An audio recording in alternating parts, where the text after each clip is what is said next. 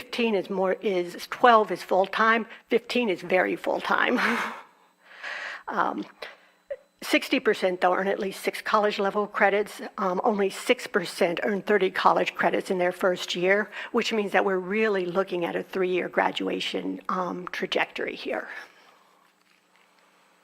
Okay.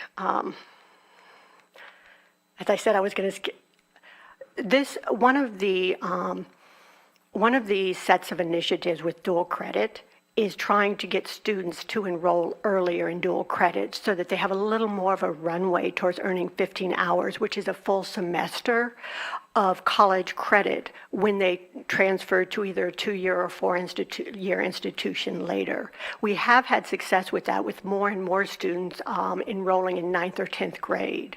Because of the limitations in data sharing with the district, we actually often don't know exactly what grade students are in, but their age is a reasonable proxy most of the time. Okay, so I'm happy to answer any questions about any of the slides that I just skipped over. So the last slide, we were asked, what would be the financial impact, assuming no funding changes, of the kinds of changes to retention and completion that would really move to best in class? You can see that essentially if we, for credentials of value, the retention and completion, those rates are primarily SCH. They don't affect as much the ICLCs and CEU awards, which will take 4 weeks to 12 weeks to earn. So what we did is we took the funding for those SCH awards and then scaled up. If we earn basically an extra 100 awards, what is that? If we earn an extra 200 awards, what is that? And the amounts here reflect the change that you would see if we were able to achieve those higher graduation rates. The percents here are not retention and completion, they're the percent change in awards. So for example, getting to what was termed as the best-in-class credential of value increase would be a 60% increase in awards, which would be an increase of almost $22 million. Now again, the changes that we make now will affect our incoming fall 2024 associate's degree students. So we likely are not going to see those students graduate before 2027. And this is long, hard institutional work. Rarely do these types of indicators change at more than 1% or 2% a year. So we're really talking about what are our long-term 3 to 5 years to 10-year goals for this institution, and how do we prepare to get there? Thank you. Trustees, any questions?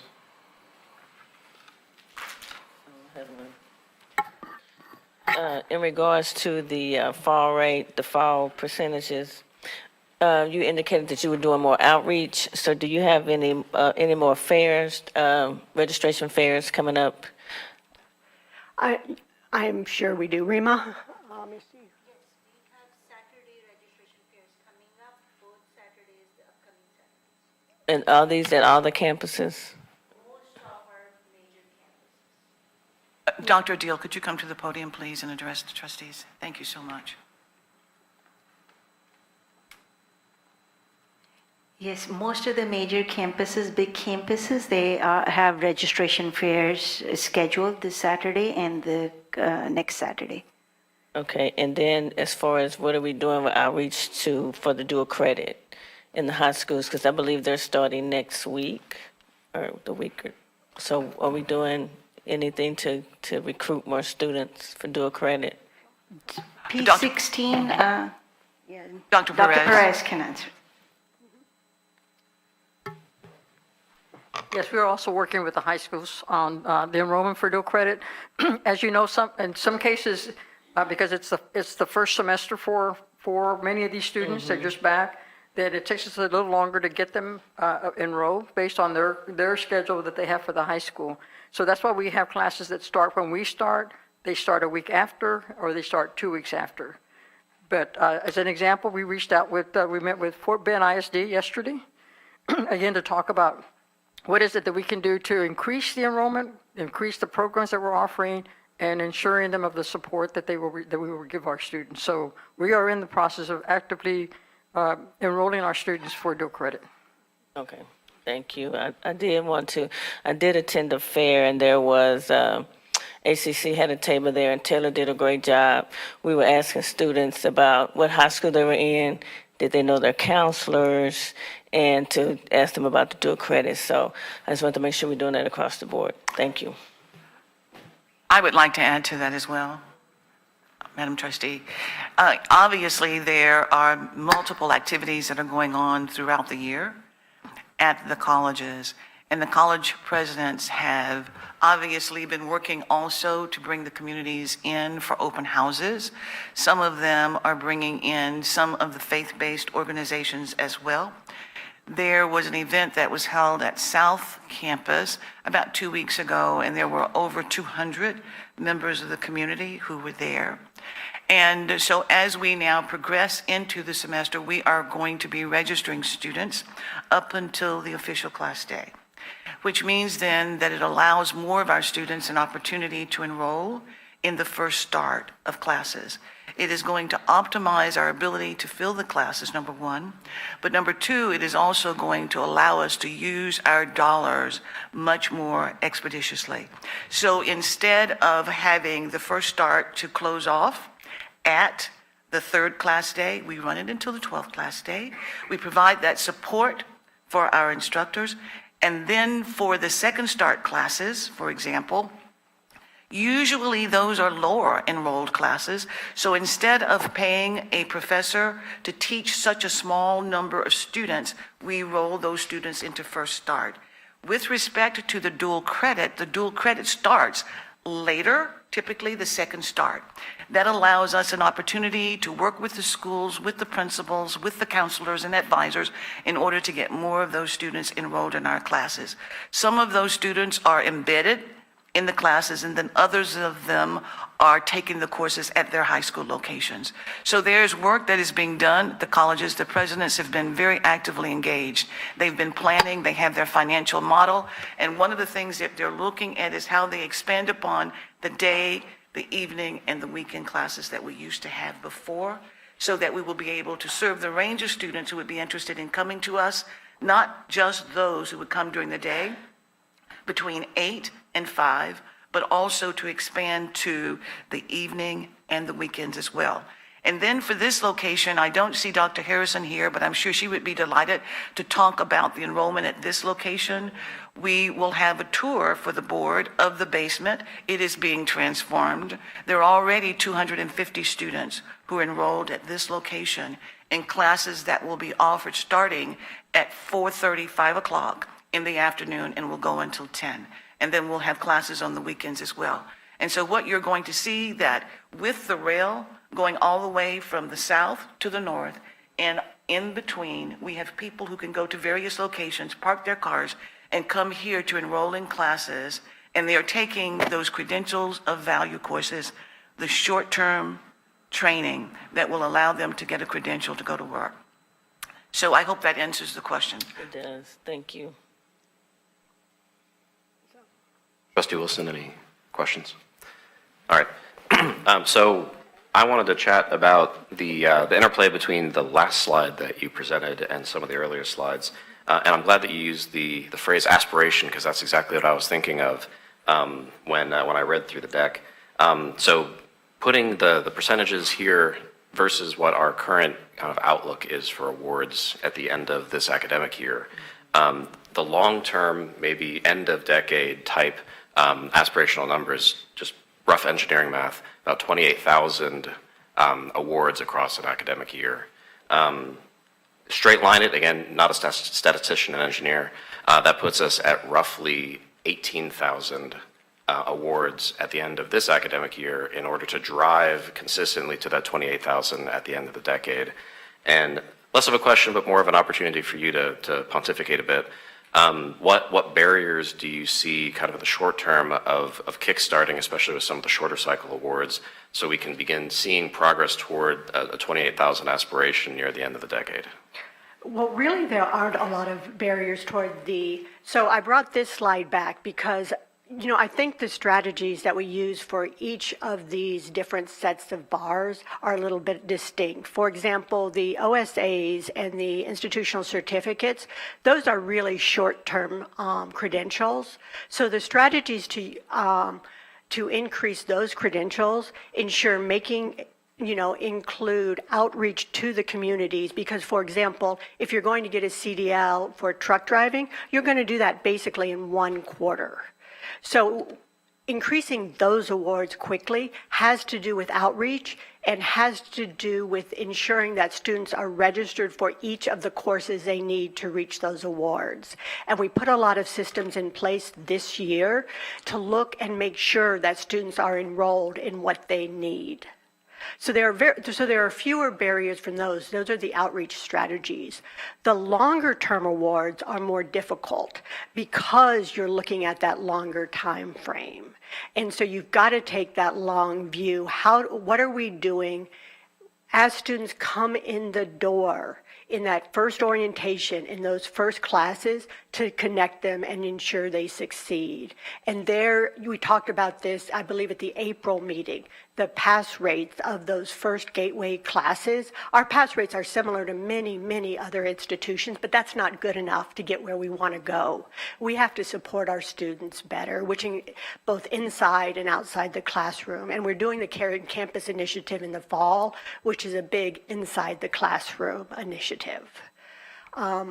We also have to retain students, which has to do with both faculty. When you say retention, we tend to throw that at advisors. Advisors are responsible to retain. And yeah, advisors do have a lot to do with retention, but so do faculty. When students talk about why they come back and why they keep going, they talk about everyone who serves them at HCC, the advisor whose shoulder they cried on when they didn't do as well as they expected on a test, the faculty member who encouraged them and called them about their paper and talked about all the good things and helped them turn it into a C, B, or A paper. The instructor who texted them when they weren't in class and said, "Hey, I missed you today." They say things like, "My high school teacher never did that to me." And having that kind of consistency of service for the advisors and the faculty members is crucially important, and that's the work we're doing. And then there's also the technology change, which I would say is a big barrier for us. We're huge. We're big. We're a huge institution, and we serve a lot of students. That means that really, when you've got 50,000 students floating, or more actually for us, around a college, it's hard to know the name of every single student like a very small student. And technology enables you to personalize services in a way that is just not possible when you have to pull up every single student in the student information system by hand. CRMs enable you to use technology to automatically text students to send them a reminder. So one of the barriers, I would say, is equipping our people with the technology we need to serve our students at scale in the way that they expect to be served in 2024. Thank you for that. Kind of on the theme of outreach, and I'll use slide 15 as a backdrop. So I know that tuition or enrollment is ongoing, and we have a forward-looking view forward-looking view of awards based on prior performance. But I think there's value in understanding kind of what the zone of the possible is. So this view will continue to evolve, and we'll get updates on this in future committee meetings.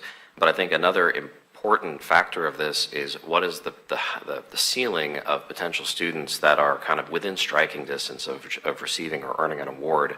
I know that we corresponded, and there's some structural technical barriers in the way.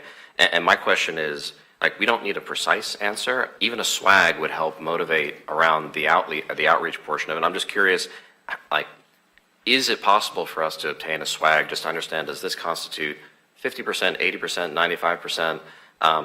At the very least, we can start structuring, programs, budgets, and software offerings around that for future budget discussions.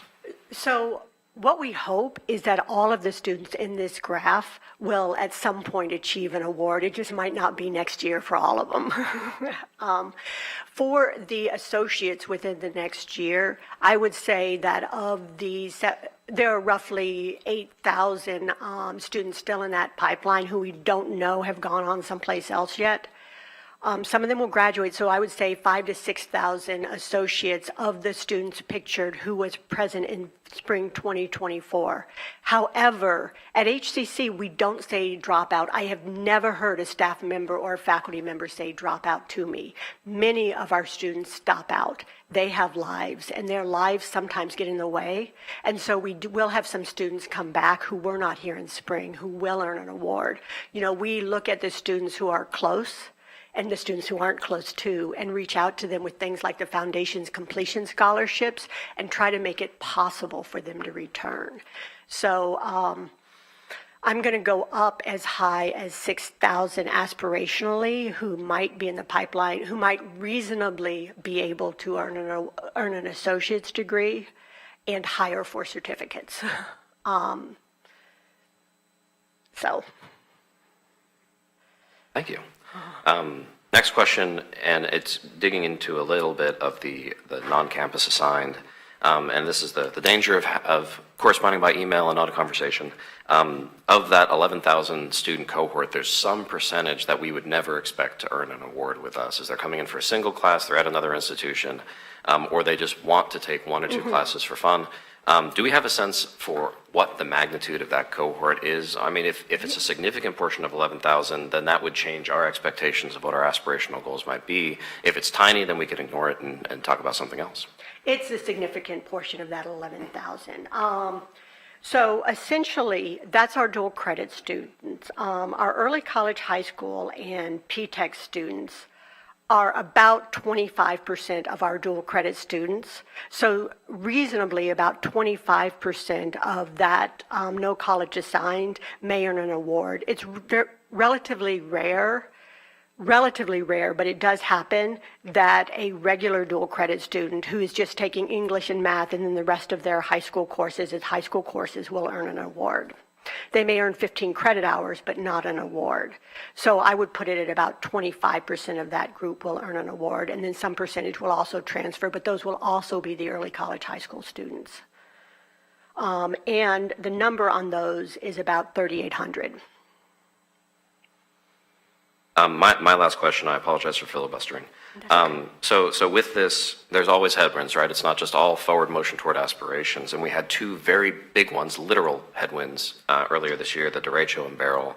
And I just wanted to get your sense. I know that, I mean, you mentioned before that there was 500 students a day for a period of about, I don't know, a week and a half to 2 weeks, maybe more in some communities where folks couldn't enroll. Just a sense of, from a historical perspective, we get hit by hurricanes every 5 to 8 years. What is the long-term impact on our ability to not only increase enrollment, but also drive retention?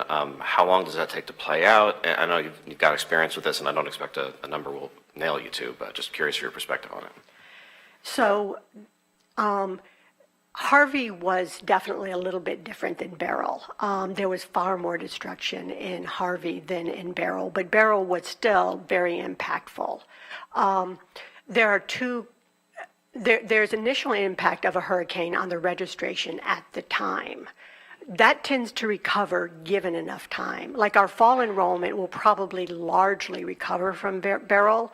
Our semester 2 summer enrollment and some of our continuing education quarter 4 enrollment probably won't recover because those are such short sessions, and you know the 2 weeks of really the biggest impact of Beryl were right then. What we do try to do though is reach out to the students, because students' goals don't end at the end of the summer. They end, you know, they have career goals and goals for what they want their lives to be. So what we do is continually try to reach out to the students, and we typically in the short term do recover most of them. We, for example, did do a Beryl survey, and both Dr. Perez's and Dr. Adil's team reached out to students who indicated that they needed help, and we do care calls, and we really do try to bring the students back and help find resources to meet their needs. In the longer term for Harvey, what happened is people came back initially. They said, this isn't so bad, I could do that. But then life kept hitting. And you remember that was the year we had tax day floods and a whole lot of other things happened. And so that particular year, our retention rates really dropped as students realized, hey, this is ongoing and I have to deal with my house and I'm looking for another job and all of these things are happening. So and this has been true a couple other times, you see the biggest impact usually about 4 to 6 months after the initial event. Hopefully we can support our students through it. I mean, Harvey was, Beryl did not have the extent of destruction. We had no power, but it wasn't a water event that just destroyed and yes, people's houses were destroyed. I'm not trying to minimize it, but I think the level of destruction we saw in surveys for Harvey was greater than what we saw from our students in Beryl. So. I just want to end my interrogation with a word of thanks to you and your team. I know y'all put in a lot of work in a fairly short amount of time, and there's still more work ongoing.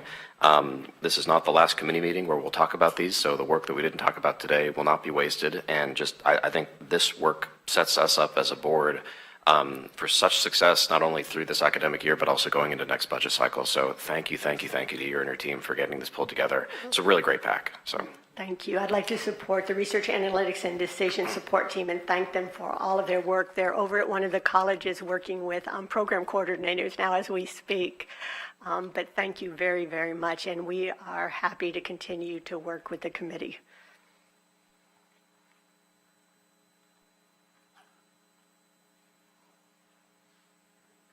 We'll next move to item B, report on driving digital transformation, metaverse, and student learning. This is a report item, no actions required. Dr. Ford Fisher will introduce the item. Thank you very much, Mr. Chair, members of the board. This item focuses on driving digital transformation via the metaverse in student learning. So with your permission, Mr. Chair, I will ask Dr. Muddassir Siddiqui, Vice Chancellor for Instructional Innovation and Digital Strategy, to lead the discussion accompanied by colleague Dr. Michael Webster, President of the Southwest College, and his AI team to describe how AI will drive all functional areas of our institution, specifically in the instructional area. We begin with Dr. Siddiqui and his team. Thank you, Board of Trustee and Chancellor, for providing this opportunity. As Chancellor mentioned, joining me in this presentation, Dr. Webster, President, Southwest College, Ruben Durain, and Professor Whitaker from Fashion Design Program at ICC. The purpose of this presentation is threefold. The first is we want to give you a broader conceptual outlook of digital transformation, our current practices, and our future direction. The second is to showcase some of our work, especially in two major technologies, AI and metaverse, and how they are disrupting industry across the board, globally, nationally, regionally. And of course, this is first in series kind of presentation with the approval of the Chancellor. In the future, we will bring for more use cases, some real data on the effectiveness of these technologies on student learning and success. So this is just a beginning. Digital transformation is, let me start with defining what is digital transformation. Digital transformation is the use of technology to develop new operating models, new educational models to increase student success and prepare students for Web 3.0, fourth industrial revolution economy. And that is the primary goal for our work at Houston Community College. Our digital transformation is driven by 5 strategic priorities in our strategic plan: student success, personalized learning, academic rigor, community investment, and college of choice. Of course, when we talk about student success, the digital transformation and the technologies under digital transformation, I would like to mention 2 major technologies, AI, artificial intelligence, and metaverse. They enable institutions to provide a personalized learning experience to students. And we learn from research how AI is impacting student success by providing them personalized learning experience, provide them what they need to learn, not the whole entire course or chapter or whatever. Another aspect of, I'm going to talk about academic rigor, which is our third priority, how digital transformation impact academic rigor. It is through integration of metaverse technology and also providing some assessment and measurement of student learning. So it enables faculty member to use some innovative methods of evaluation and assessments. Of course, community investment, this is our responsibility as a community college to prepare citizens, our constituents, for digital economy. So that's another reason for digital transformation. And the last is we want to be, and we are, innovator in higher education, and we want to maintain our position. As I mentioned, digital transformation is the use of technologies mostly classified under Web 3.0 and Fourth Industry Revolution. Specifically, we are going to talk about AI, which is artificial intelligence, and also another technology, which is metaverse. For artificial intelligence, I would like to invite Dr. Webster to speak about some of our work in artificial intelligence area. Dr. Webster. All right. Trustees, Chancellor, thank you. Specifically, I'm going to talk about our instructional side with AI. It's a pleasure to talk about it. They've made huge strides in the Digital and Information Technology Center of Excellence, and particularly in our artificial intelligence program. These developments are not just about keeping up with the fast-moving world of tech, they're also about our dedication to staying ahead of the curve, and we're definitely doing that in this program. As you probably know, our journey started almost 7 years ago with the creation of some curriculum, the Artificial Intelligence Innovation Lab at our West Loop campus. This foundational step led to the development of a comprehensive AI curriculum, and then in the fall of 2020, perfect timing with the pandemic, we launched the Artificial Intelligence Associate degree. It's the first Associates of Applied Science in the nation.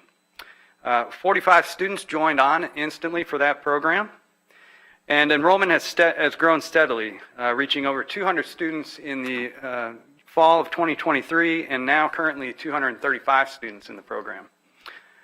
There's a huge demand, obviously, for AI and machine learning across the nation, and every sector is obviously feeling the pinch of that.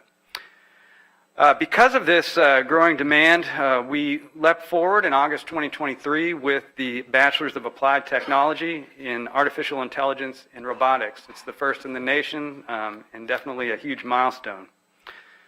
This program, supported by the newly renovated AI lab at our West Loop campus. If you haven't seen the new lab, we've expanded it. We've doubled the size of it, and it can serve 50 students at any one time. The idea is that they actually instruct in that class, but they also, as students have projects, go into the class and work on those projects alongside our experts.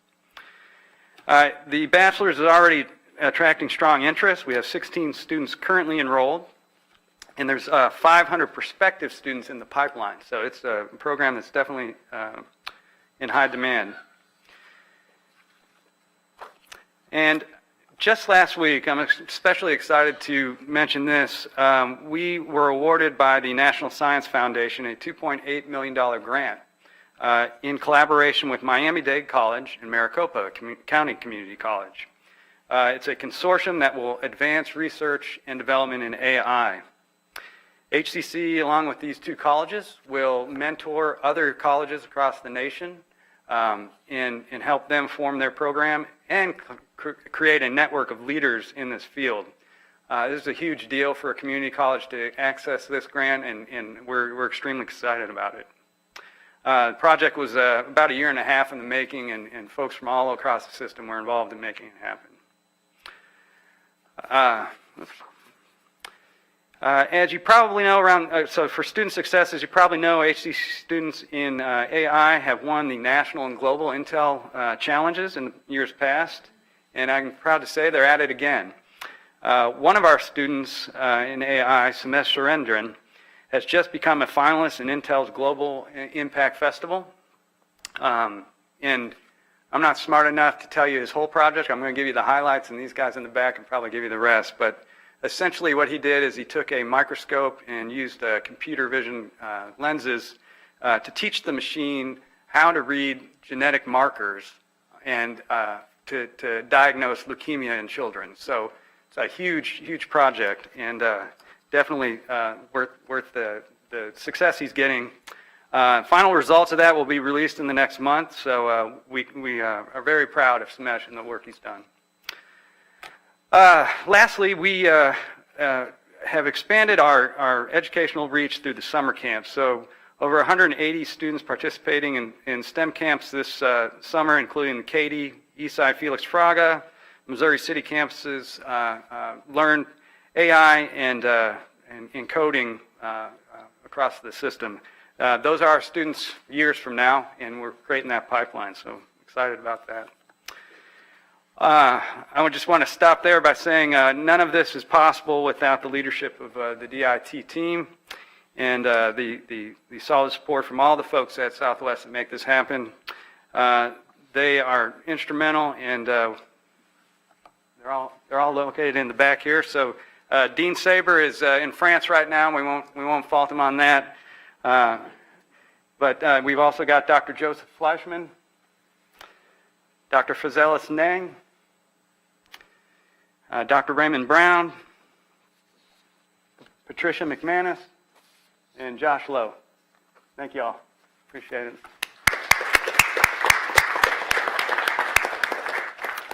And lastly, we just want to thank the board and the chancellor for your support in making this happen. Everything that happens in this program is directly tied to what you guys help us providing the resources. So thank you. Thank you very much, Dr. Webster. Excellent job. Thank you, Dr. Siddiqui. Thank you, Dr. Webster. Now, we switch to a second technology I discussed in my introductory slides, which is Metaverse. Metaverse is a 3D immersive environment where an individual can perform a lot of different functions, which is not possible in a real physical space-constrained environment. And this technology is based on advanced internet and other associated technologies. Actually, Metaverse has not been developed yet. It is in the process of development. It received a lot of attention when Facebook decided to change Facebook to Meta. And there's a lot of investment in this area. So actually, Metaverse provides an environment where you can operate in a three-dimensional model using your persona as an avatar. And we are going to present some real-life examples how we incorporate Metaverse at ICC in our instruction. Like I said before, Metaverse is very busy. You can see the market size is growing every day. I would say not every week. So many companies are here in working on Metaverse. And some of these companies we are approaching for securing some funds, some technology support, and other resources. So this is growing phenomena. You can see the investment in Metaverse right now. And with this proportion to the size of the market, there's a need for people who can operate in this industry. So you can see it is a direct indicator of workforce need in Metaverse in the future. Here is an example.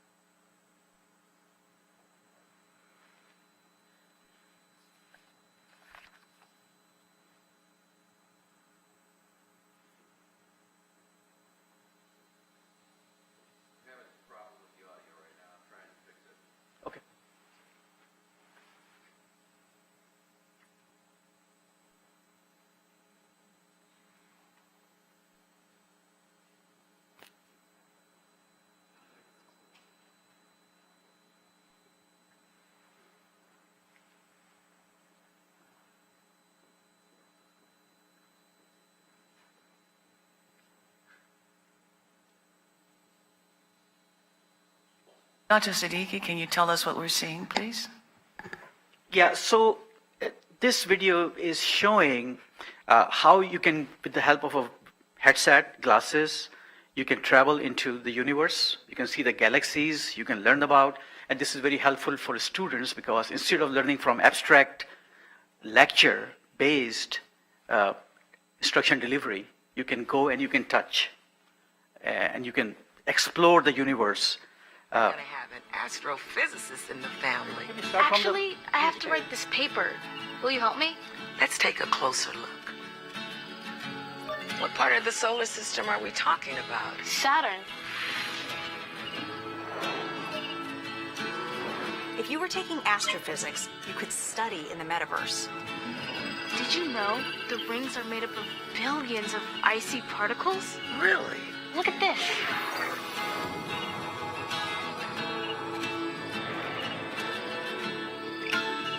You ready to do that paper now, right? Yeah.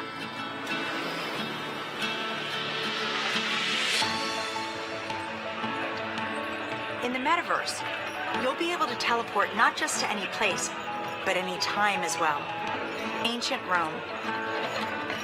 Imagine standing on the streets, hearing the sounds, visiting the markets, to get a sense of the rhythm of life over 2,000 years ago.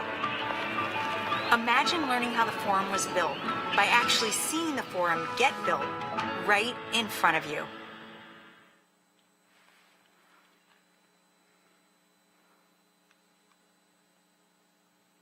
So you see in the video there are three features that Metaverse offers: a sense of immersion in a 3D environment.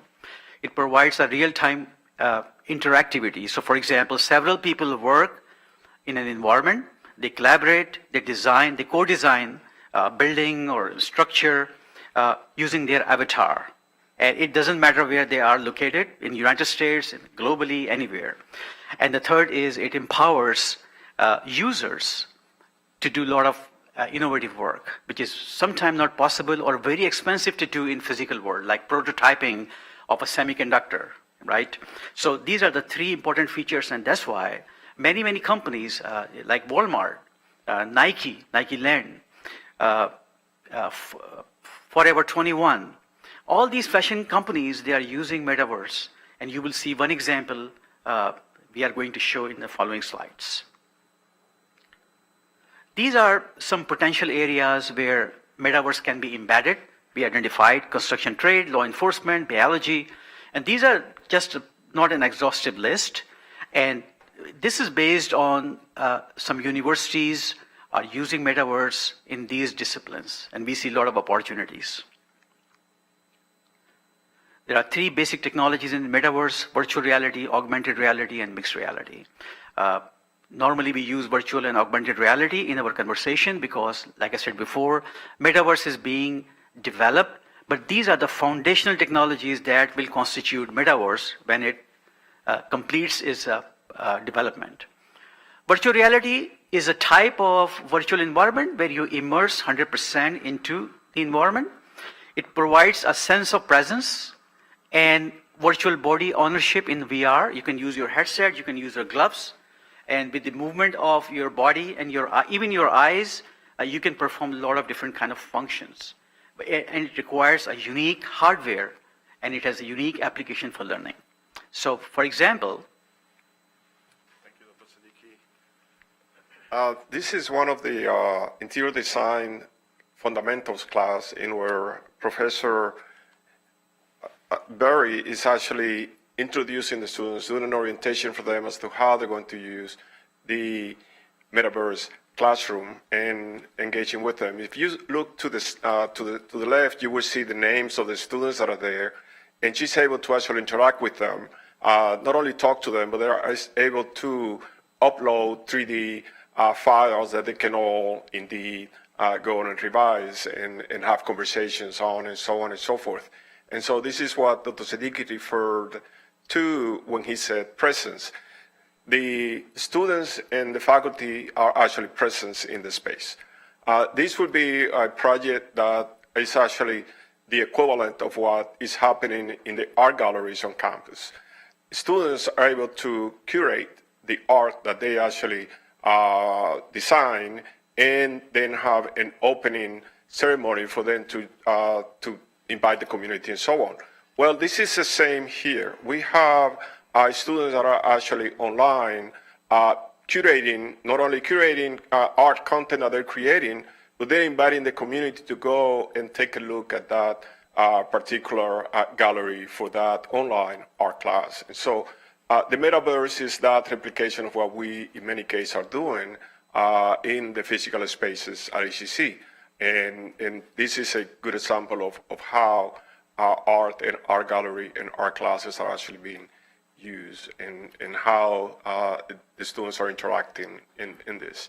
And so from here, we will eventually advance to an application that we are really very enthusiastic about, because this is a combination of technologies that are eventually very important to how we are engaging our students, metaverse and AI, in where you're able to have these simulated experiences that are in many ways interactions with what we call AI avatars. And so if you are able to do presentations, conversations, you're able to interview for positions based on the information that you actually feed the actual application. And this has many different ways in which it's actually not only that can be used, but it's actually being used at HCC, from ESL classes to speech and communication, students in the BAST Academy program, and many other areas that we are indeed planning to expand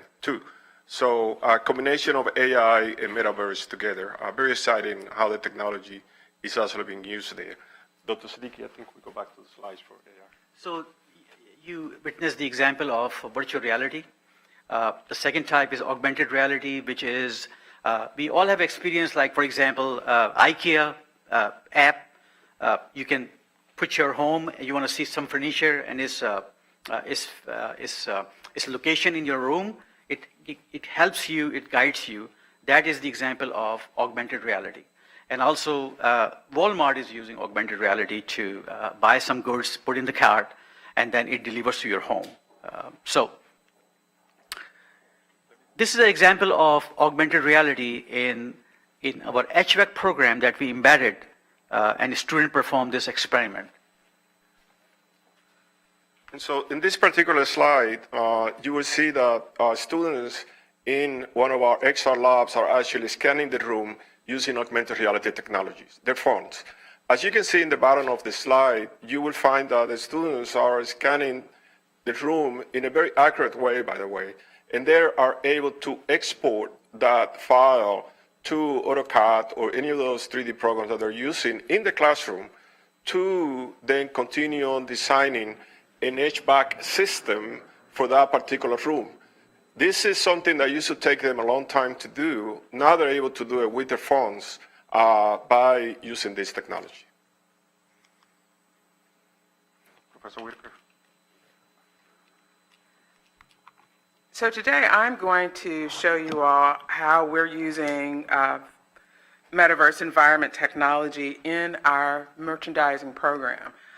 You might wonder, well, how did we get started? We actually started out of a need during the pandemic when we couldn't figure out, well, how do you have a fashion show that no one can actually physically show up to? And so in meeting with Ruben, we came up with a way to use technology. And from that, we've created 2 fashion shows in the metaverse and created a documentary in the metaverse, which our students got to learn the technology early on before it became such the popular phenomenon that it is today. Now, what you're seeing on the screen is an environment that we're currently working on. Our goal is to create a metaverse environment where we incorporate all of our fashion merchandising Retail classes space. into... This space is a and yes, she's gonna playground for our talk. students where they can redesign store layouts, window That's displays, okay. and So this force is a us virtual into merchandising environment we're currently working on. We find that gamification is a trending, popular in education in general, to help students understand the materials better. This generation, that the Gen Z and Gen Alphas of the world, they are more into gaming. And so we're finding that teaching them in these interactive environments help them understand the materials better. What you're seeing now is we're going to travel to what I deem as my Mall of Fame. And that is when students, once we get there, when my visual merchandising students are working on their projects, they have to come up with a concept. And in this environment, they are able to learn all the aspects of retail management, of store planning, of merchandising. And each store you see here is an actual student project. I also incorporate AI into these projects. We find that students are learning how to develop concepts through using AI technology. But what you see here is student work. They have to develop their idea, their concept, their theme. They have to consider the demographics and psychographics of their customers, and to understand how stores make money by the way that they lay out their stores. They also get exposed to 3D technology. And so what we find is students can relate to this more. These creative and interactive environments really are helping them understand the textbook a little bit better. And it also helps them overcome their fear of technology, because of course I always hear, as soon as I mention technology, well, Professor, I'm not that good at technology. But you're better than you think you are. You've been using it all along, you just didn't know all of the capabilities of it. And that is me walking around in my green jacket there, which one of my students probably told me was not a cute outfit. But this is the way we're incorporating this into our programs so that students have a better understanding, but they also gain skill sets that they had not, weren't readily available to them previously, didn't know was possible. And we know that Gen Z and Gen Alpha are heavily involved in gaming environments. And so for this, and we also know that they're the generation that's not going to the mall. They're shopping in these environments. And so you can go into a gaming environment, pop over to Burberry, pop over to Gucci, buy something, and then go back to your game. We're also seeing major retailers such as Macy's, H&M, Bloomingdale's, Walmart even, has a metaverse environment. And so our goal and our intention is to always make sure that we're providing our students with current technologies and skill sets that they can take into their careers. Of course, my goal is always that my students continue their education, but if they choose not to, they can still effectively compete in the marketplace. Thank you, Professor. And the last type of metaverse is mixed reality, and there are some factories built on this concept, like BMW. It's a combination of virtual and augmented reality. But our main focus is VR and AR, So in order to scale up this project, because we have different programs, we have like 22 courses right now as of today where we embedded metaverse. But we want to scale up the program. So last month I presented at the CEC Chancellor Executive Council the plan to scale the program, this project, Metaverse project. And it has 3 phases, phase 1, phase 2, and phase 3. And these 3 phases are experimental, tactical, and scale. They touch all the strategic dimension of the organization. You can see technology, financial, of course, we need financial support. We need institution culture that support this kind of innovation in teaching and learning. And also we need contents to develop these kind of courses. So this is just a slide for your quick reference. As I said before, phase 1 is to connect and explore. We are working with early adopters of metaverse throughout the district. We are securing institutional commitment. This presentation is part of it. We also define safe and responsible innovation within virtual and augmented reality and coordinate some initial activities across the district. In phase 2, our plan is to identify experiences from students, learn from students how they feel about this whole environment, and put together some comprehensive faculty development program. And in the last phase, our goal is to integrate XR or virtual augmented reality throughout the district, as many as courses possible, update our policy and provide a structured support from district office as a centralized support center. So these are the three phases. There are a lot of details, but I know we don't have time to talk about each and every phase right now. They're more of an operational plan. That's all about the presentation. We welcome any question from trustee or chancellor. Trustees, any questions? I would just like to say congratulations to the chancellor and the staff for obtaining that $2.8 million grant with Maricopa and Dade. Those are big dogs to be running with, and that's the crowd we need to be with. So congratulations to everybody that worked on that. Thank you very much.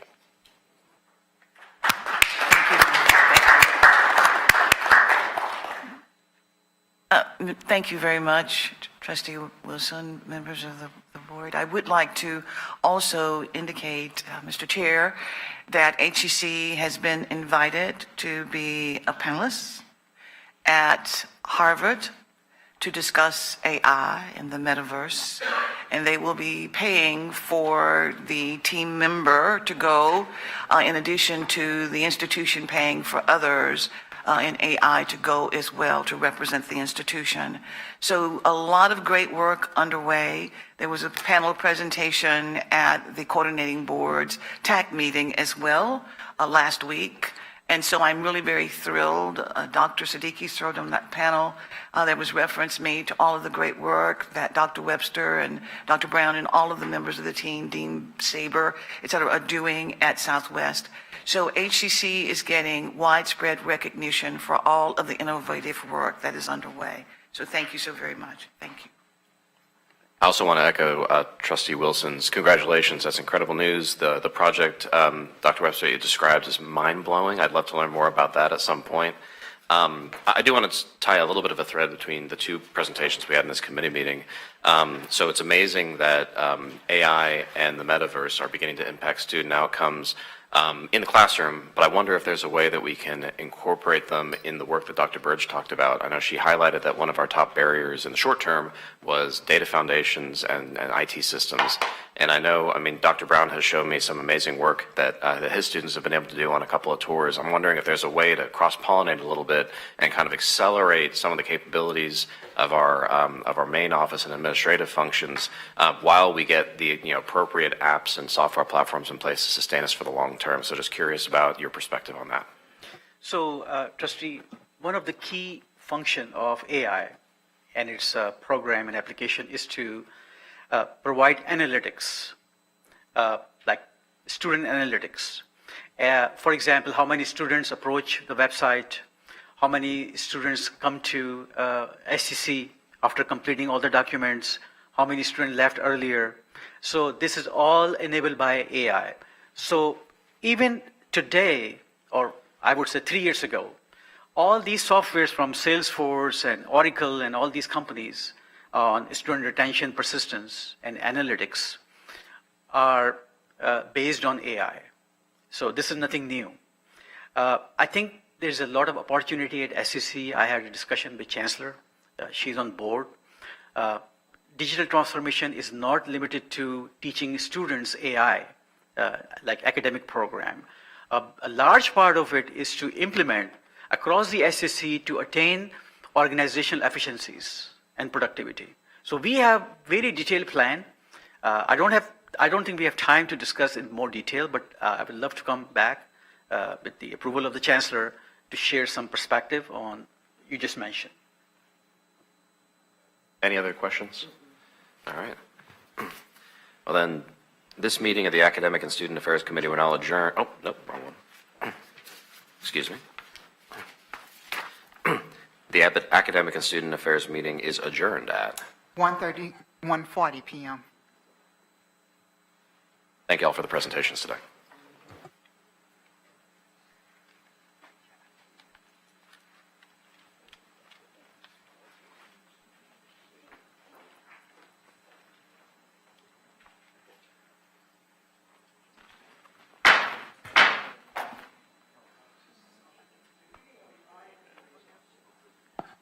The meeting of the Audit Committee for August 7th, 2024 will now come to order at 1:40 p.m. This meeting was called for the purposes listed on the duly posted meeting notice. The other committee members are trustees Monica Reichert and Dave Wilson, and alternate Eva Laredo. Thank you so The much. opportunity for public comments allows a citizen desiring to appear before the Board of Trustees to complete the hearing of citizen form 24 hours prior to the meeting and file said application with the Board Services Office. There are no citizens signed up to speak before the Audit Committee today. Our topics for discussion and our action today, we will begin with item A, the presentation from external audit firm on the audit approach and plan. This is a report item, no action is required. Chancellor Ford Fisher. Thank you very much, Madam Chair, members of the board. Forvis Mazars LLP, HEC's external auditor firm, will present the FY 2024 audit approach and plan. And with your permission, Madam Chair, I invite Mr. Atkin to introduce the item with members of the team. Mr. Atkin. Thank you. So as you know, in June, the board awarded the external audit contract to Forvis Mavis. We're excited to have their team here with us today to present on the upcoming audit plan. As a reminder, this audit has to be completed and submitted to the state no later than December 31st, and they will walk us through the process for achieving that goal. I introduce our two team members. I'll have them introduce themselves as they come up to the stand, and with that, I'll turn it over to Forvis Mavis. Well, appreciate the opportunity to be here. Angie Dunlap, who is the primary partner on the engagement, was not able to be here today, but I'm the managing partner for our Houston practice for Forvis Mazars. And again, just wanted to say thank you for the opportunity to work with you. And we will go through today what we call our pre-audit letter, and hope you have that available. But that information lays out a lot of the details. We'll cover that pretty well in summary, but glad to answer any questions that you have in more detail related to our audit approach, our timing and scope of our audit procedures. I did want to confirm a few things, primarily when we go through this process to make sure that we have the individuals that we, ultimately report to. We have Dr. Linton Gary listed and Dr. Stallworth as the primary two individuals that we would be communicating with. And in that communication, those are the individuals that, are our first point of contact for those charged with governance. As I mentioned, Angie Dunlap, just to kind of give you an overview of the team, is the partner assigned to the engagement. She is not here today. We have she's actually at the Olympics, so she's having a better time than probably most of us today. But Angie, very tenured partner with our firm, is the primary lead and the ultimate signer of the audit engagement, and she really runs the team and handles the majority of any significant issues. We do have a requirement to have a quality control reviewer, and that individual reviews the majority of high-risk areas. They usually will have a focus on your reporting, and that person is Dan Brown. Both Angie and Dan have over 25 years of experience, and primarily in this field. We also have today with me Erica Brown, who will be presenting the majority of the details related to the engagement. She's a senior manager with our firm. She will be, handling the primary responsibility of the day-to-day engagement management. We also have Darby Brandt, who's been assigned to the engagement. She'll be your senior associate. She's been one of our top senior associates for several years, and definitely looking forward to having her have the opportunity to work with you all. And then we've included one of our associates who is working in what we call our NEP group, which would be the niche area that works for HCC, Haley Boyd, and we're also teaming up with Rudy Laurel, who's the contact for Lacey Newday, who's the contractor that will be working with us. So as an overview of our team, obviously very excited and appreciate the opportunity to be here. I'll turn it over to Erica to give you... Excuse me, what was your name? I'm sorry, I didn't catch that. I'm Brian West. Brian? Yep. Thank you. And I'll turn it over to Erica to give you more details on the audit engagement. Okay, thanks. I'm kind of short. Okay. Thanks, Brian. So the next two slides have a lot of detail on it. I'm not going to read all of that. So I would encourage you to read that when you have a chance. But as mentioned in our proposal presentation that we did back in June, we'll be performing an audit on HCC's annual comprehensive financial report. That's kind of the total package that includes the financials, the notes. There are supplementary schedules in there. There's required supplementary information. There's also what we call other information in there.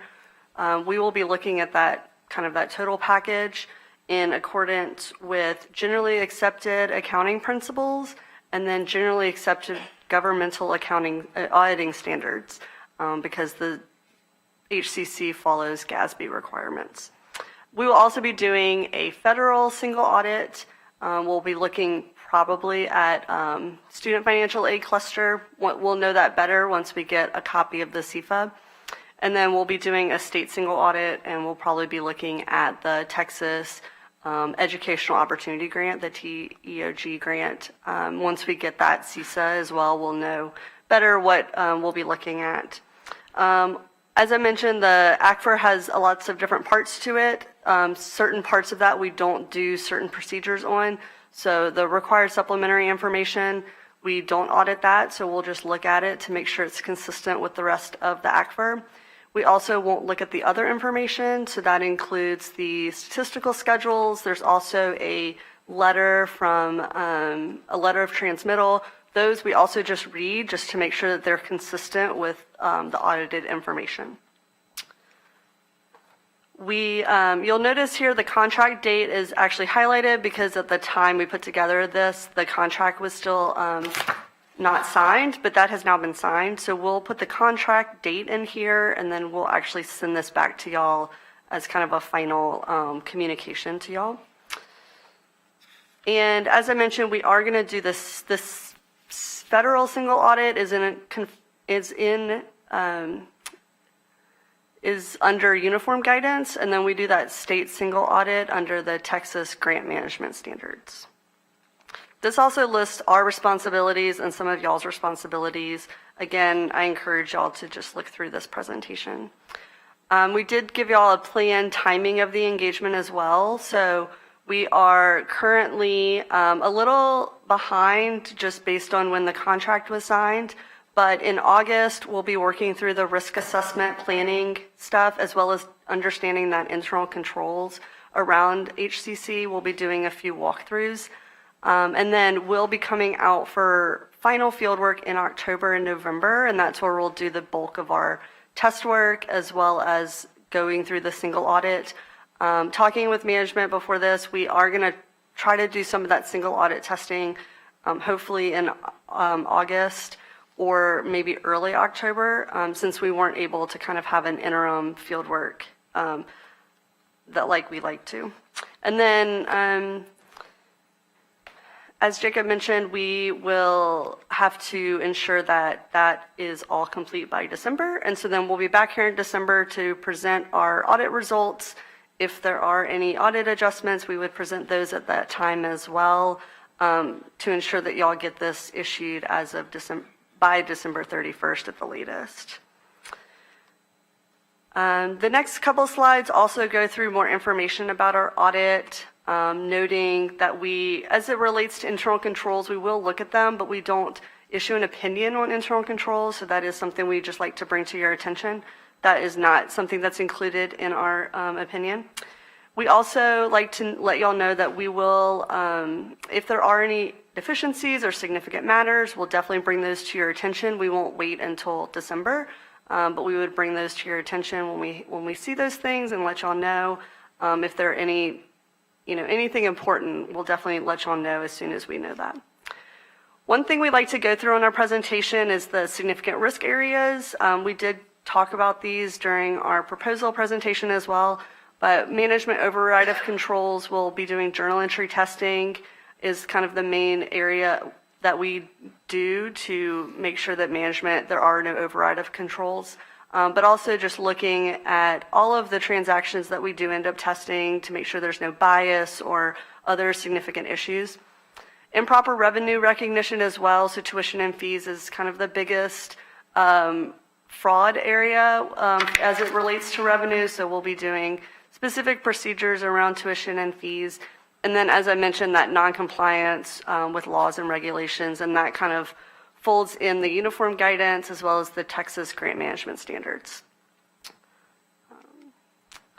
And then kind of some final things we like to let y'all know. So the use of other resources, we use Harvest Investments to help us with our reasonableness testing as it relates to fair value of investments. So they are a third party, and so we just compare those to y'all's fair values just to make sure that the investment fair values are reasonable. The foundation is audited by other auditors, so our opinion, when you do get it in December, you will notice that we call out that we did not audit the foundation, and those financials were audited by other auditors, and we rely on those other auditors. And then finally, adoption of new accounting standards. I think everyone's really excited this year. There are no big accounting standards that we have to adopt. So the only one this year is GASB 100. It's really more of a standard that is, if it were to occur, it would need to be applied.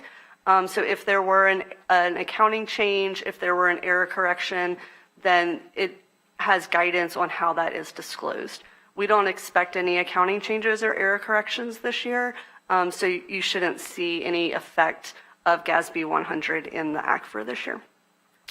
And finally, as it relates to error or fraud, we just like to list, how we look at that and some of the things that we do. And that does include talking to a bunch of people at HCC just to make sure that if they're aware of anything, they're one-on-one, so if they want to tell us anything. If anything does come up, we would definitely bring that to y'all's attention. And with that, I'll turn it back over to Brian. Now, again, thank you for the opportunity. We do provide a quality report. So this is information related to our firm that welcome you all to look through. From the standpoint of our firm, we are also audited each year by an external audit firm for a peer review. So that the information from that is included. Just if you would like to read related to the quality of our audit firm, and this also includes some of the things that we do to ensure that we are adhering to the standards of our profession, and it keeps having that peer review, just like you go through your audit, make sure that we're doing things the right way. So we've included that as well, and a link to that quality control report or that quality review report. I think I'll just say, obviously it's a two-way street, the way that we look at this. If there's anything that does ever come to your attention, please don't hesitate to reach out to Angie Dunlap, my primary, or myself as the managing partner. Anything that you ever believe that has risk or something that you would like us to look at. One of the things I really like about our audit standards is it includes an unpredictability piece. So each year we try to do something that we didn't do in the years past, whether that be sample an area that we didn't look at that we may not have found material, or look at something that in a different way than maybe we have in years past. And we do like to get input. We will always ask management or about that, but from your perspective as well, if there's anything that you would ever like us to consider and include in that. I think it's something that we have to do as a part of our standards, and obviously something that we like to make sure that we do that's valuable to you and HCC. So I appreciate the opportunity to be here again, and then welcome any questions that you may have. Committee members, are there any questions? Mr. Wilson. Brian, you all mentioned that the audit for the foundation is done by another firm. There's, I think, rent that the college extends to the foundation, and their salaries. What are those accounted for in ours or the foundation's audit? Because the foundation is a discretely presented component unit, it's actually on both sides. So It's actually what? the foundation is what we call a discretely presented component unit, so it's not rolled into the college's financials. The foundation's financials are separate from the college. I so understand stuff like that would show up on both sides of the financials. What about the salaries? I guess it would show up on both sides unless I'm misunderstanding. You might. Okay. So there are salaries and other expenses that are paid out of the general fund for HCC. Those will be included as part of this audit in terms of developing the audit for the full financial statements for HCC. The foundation itself, of course, is the subject of a separate audit and reported discretely in the financial statement. So there is some crossover as we look at our relationship with the foundation. Thank you. Is there something specific you want us to look at? We could always add procedures. It's tough for me to get a good handle on the foundation and their finances. And, you know, one thing that always sticks out in my mind is you see these reports where it says 80% of the budget goes to scholarships and only 20% goes to overhead. You know, I've never got a feel for how effective our foundation is and how good a job they're doing. And, you know, as a trustee, I'd like to get a better handle on, you know, how well that money is spent and what the expenses are over there. So we're getting the best bang for our buck. And, you know, we're serving the most amount of students we can with the limited money we collect through that foundation. So I want to maximize it. Trustee Wilson, perhaps a good solution would be that we review both auditing documents. Because sometimes if they're separate and apart, it's a little bit challenging to see what you're looking for. There has to be some sort of parallel between the audit of the college and the audit of the foundation. And since we've not seen an audit of the foundation, Madam Chancellor, is it possible for us to receive the annual audit for the foundation so that we can review that as well? We will certainly request that, Madam Chair. I have a housekeeping issue. The contract date was signed when? We received it this morning. Yeah. It was signed on yesterday, and it's not to lay any blame anywhere, but it was delayed. We asked for it from the company, and we did not get it as we requested. And I think it was because someone was out of the office, as I recall, and as I was told. Madam General Counsel. Yes, ma'am. We received the contract that was more of a scope of services and not on our standard format that we use for our external auditors. So we did work with the vendor to be sure it's on our standard template. It was sent, my understanding is for signature. Someone was on vacation, so we worked through all of that. And so that was the delay in HCC signing because we do require our vendors to sign first. Okay, so the board approved this action item when? June 26th is my understanding. Okay, so we finished the work on June 6th, correct? We did. And so from June 6th to June 26th, we simply waited?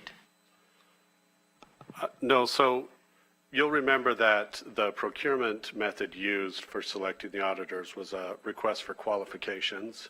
At no point was price ever a part of the proposal.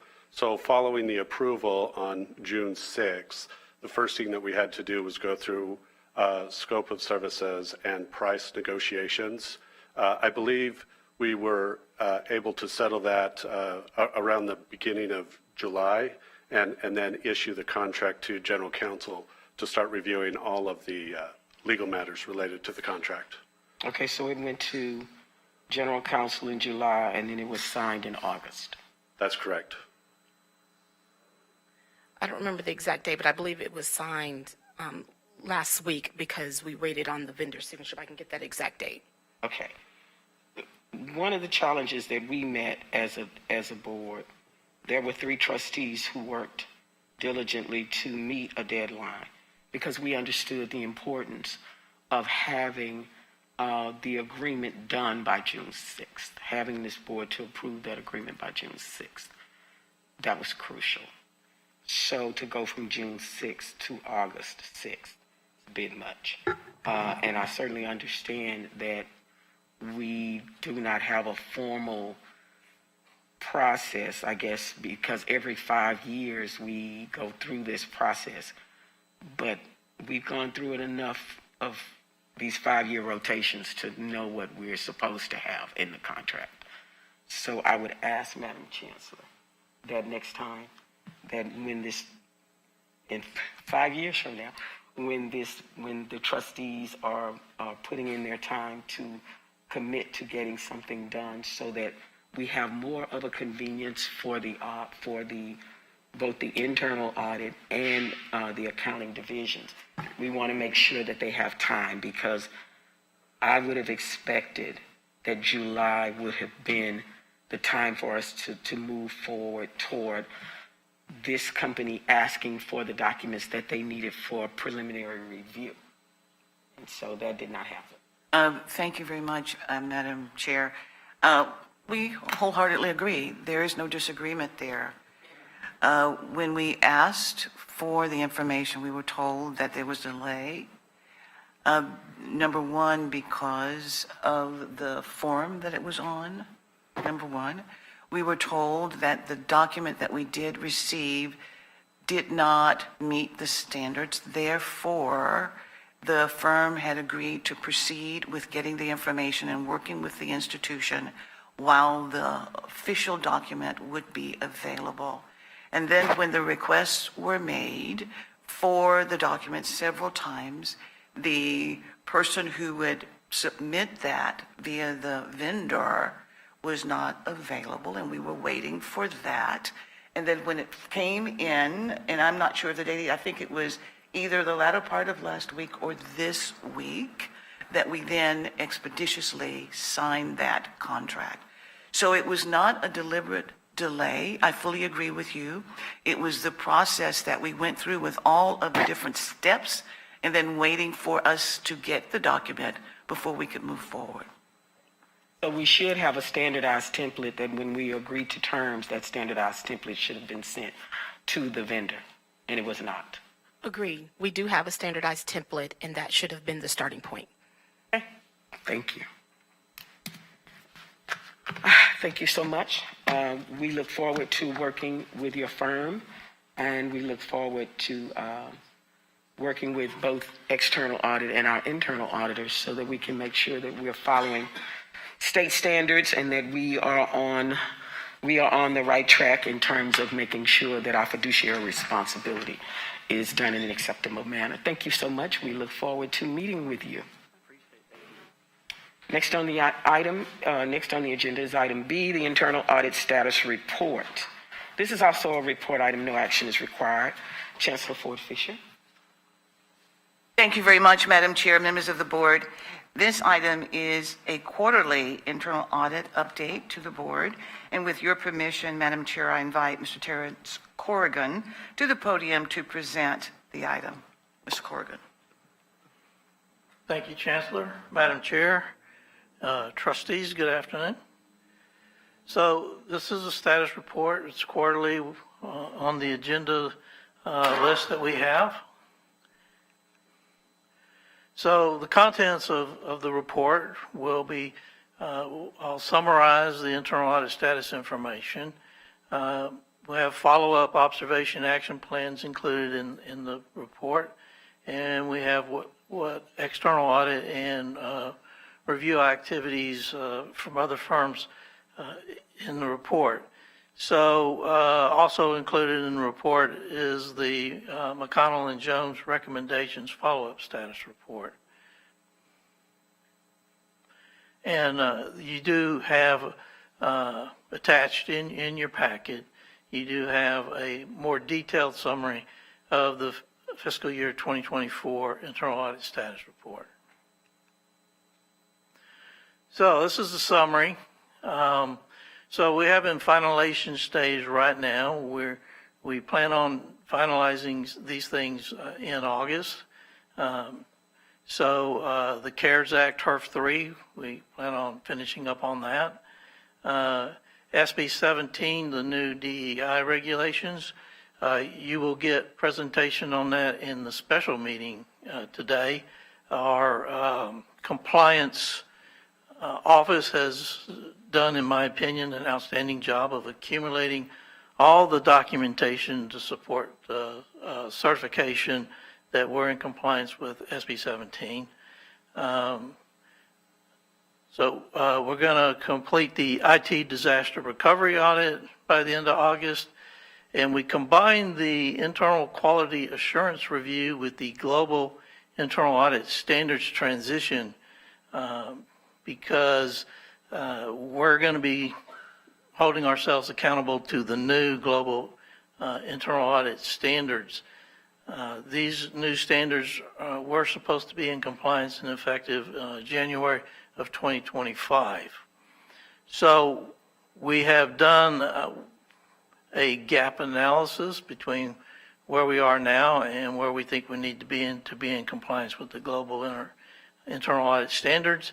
And I plan on putting a presentation together that we can more formally discuss the gaps for the October audit committee meeting. So it'd be part of, then we also have in October, we have the internal audit annual report that's required by the state of Texas. So I'll just alert you to the fact that the biggest gaps that we've identified in the new global standards is that the Institute of Internal Auditors is wanting what they call the chief audit executive, which would be me in their opinion, to get the board more involved in the governance of internal audit. And a lot of the things that they want us to enact are along those lines. All right, so projects that will be rolling forward into the fiscal year 2025 plan that I'll be presenting after this presentation. The payment card industry data security audit, that new regulation is to go into effect March of 2025. And so our IT department is still working on finalizing their compliance with the new rules and standards. So we'll be rolling that over to make sure we're in compliance by March of 2025. Title IX was initially issued in on April 19th of 2024, but it was supposed to be effective August 1 of this year. But there's numerous lawsuits out on that, and so it's a little muddy right now as to what we will and will not do in Title IX. So we'll continue that into next year to make sure that we do what we're supposed to do to adapt Title IX to the new standards. And then we have the student mental health audit that we didn't quite finish this year, so we'll finish that next year. And then this last item, the ERM Top 10 baseline assessment, that particular project will roll forward, as far as I can tell, every year from here forward in managing our top 10 risks. So, also in your packet, you have follow-up information on audit observations that we've had this year and the status of those audit observations as to whether they're complete or still in progress and an expected completion date on those. We carry observations forward in that observation tracking until they are completed. So they don't roll off until they're completed. And then the McConnell and Jones recommendation follow-up status report, well, they had 19 recommendations. We completed 18 of those. And we have one left, and that's the automation of the grants process. And that is now scheduled to be completed in December of this year. So, as we just saw, we have Forrest Mazurs, who will be doing our financial statements external audit. And then are also in the process of completing the triennial campus safety and security audit that the Texas Education Code requires us to do every 3 years. And so our risk management group is in charge of completing that checklist. I think there's over 700 items on the checklist that they have to go through on various different campuses and then submit that. And that's my status report. So be pleased to answer any questions that you have on it. Committee members, are there any questions? Yes. I don't have a question, but thank you for the report. But I also, when you said you didn't complete it this year and you will next year, are you talking about the fiscal year that you'll complete it in? Whatever you didn't finish for August the 1st of 24, you'll continue working on it on September the 1st of 24. That is correct. The roll forwards. We don't have to wait till January the 1st for you to start working on it again. No. Okay. No. Just wanted to No, clarify that. it's fiscal year. Thank you. We just continue working on it right through September 1. We continue. Are there other questions, committee members? No. I want to thank you. Your proposed internal audit plan is really detailed, and it parallels and works with the external auditors so that we can actually have a good comparison as to where we are. I've really, and I know that this committee, we've worked diligently to make sure that we have a model of an internal audit system and an enterprise risk management system that allows us to understand how these risks affect us in a fiduciary manner.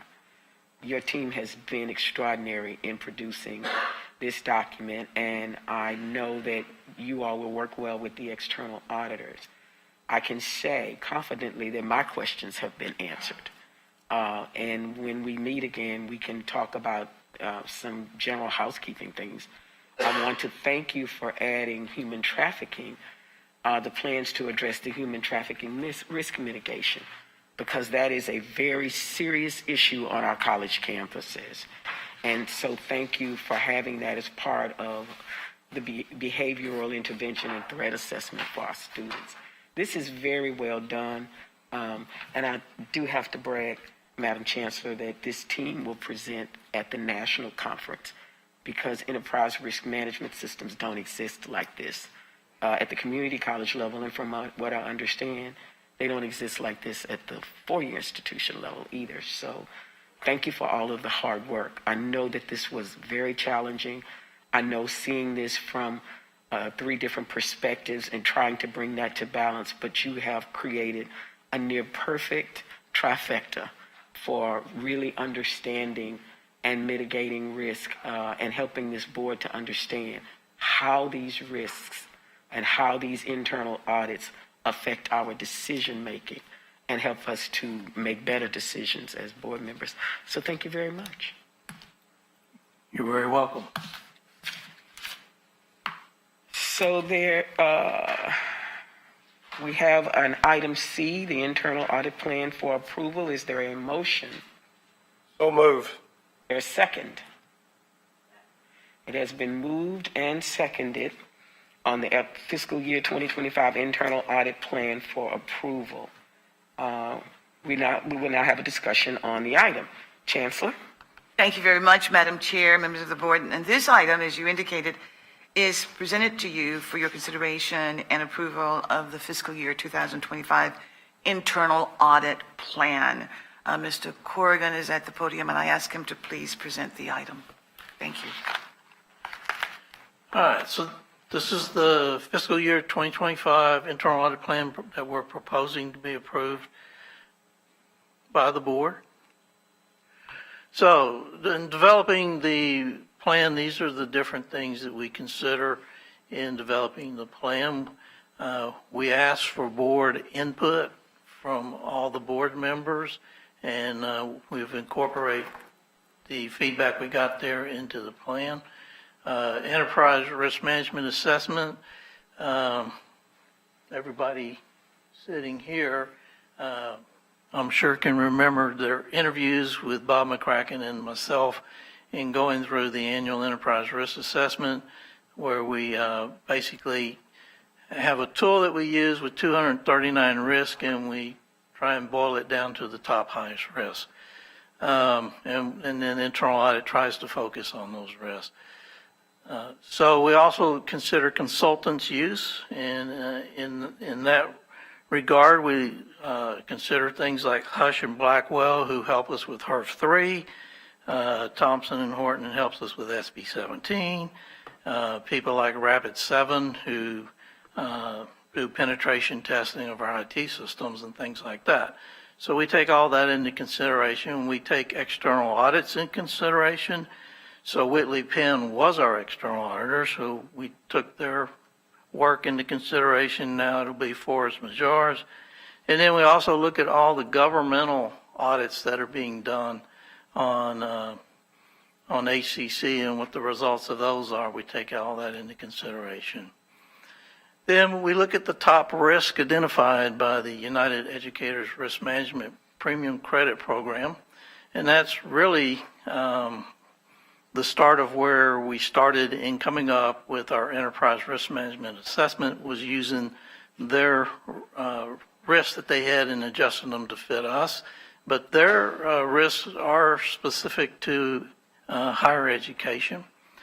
And so they, every year they post their risk assessment of what the top risks for higher education are. So they are specific and expert reference that we can compare to what we come up with as our top risk. Then every year KPMG posts on their website what they think the top risks are for internal audit.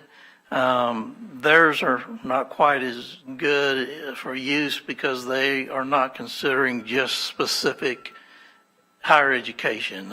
They're considering basically everybody in industry as well. So they're more involved with Sarbanes-Oxley and things like that. So we take into consideration the standards for the professional practice of internal audit. We take into consideration Texas Internal Auditing Act that has certain requirements. And then we try to align our plan with the strategic priorities of ACC. So the proposed plan is in your packet. And so that's where you'll find the actual plan. So the project types that we do in internal audit, we do operational audits, we do compliance audits. Mostly in those regards, we do a hybrid of those two. Typically, if we're doing an operations audit on some, we're also looking at compliance as well.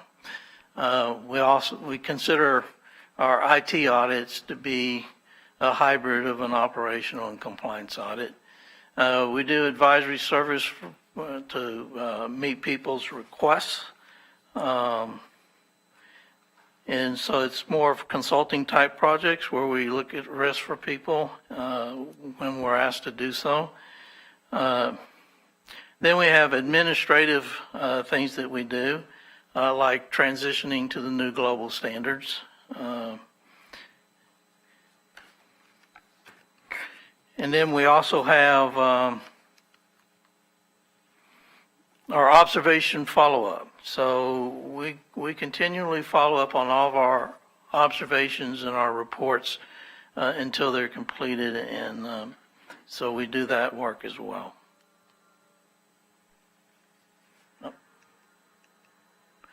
All right, so for this year's plan, as I indicated before, we're rolling forward the student mental health project, and we have the IT disaster recovery project. We're going to do that project again next year. We consider that to be an extremely high risk to ACC. So while we did a project on that in 2024. We're going to do a look at that again in 2025.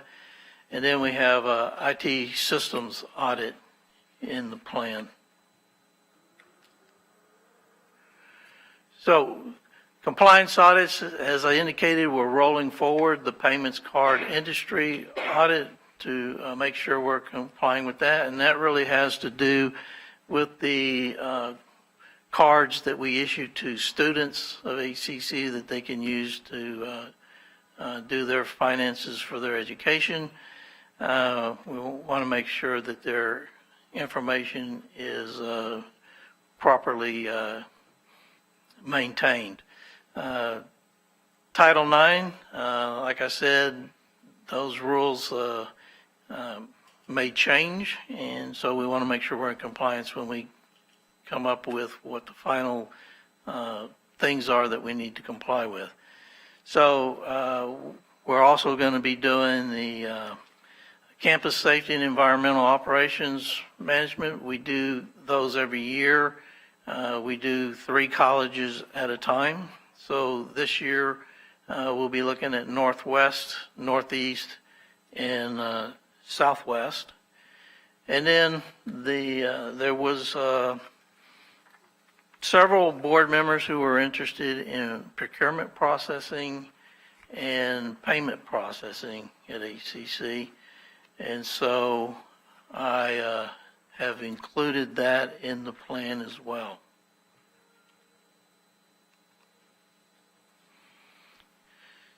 So under advisory services, we get involved with committees and task force.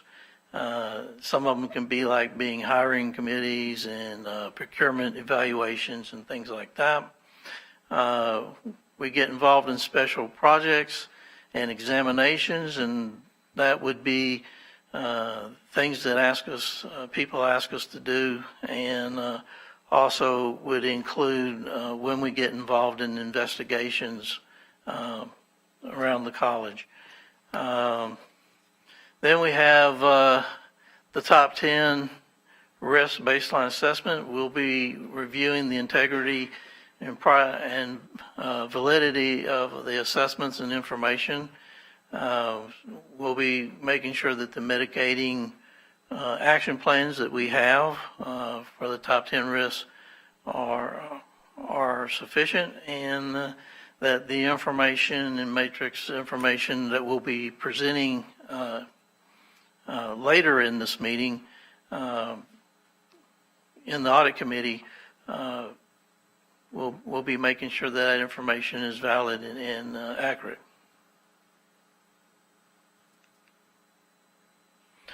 And this is basically a list of all the different administrative type things that we do. We work on the plan for 2026 plan during the year.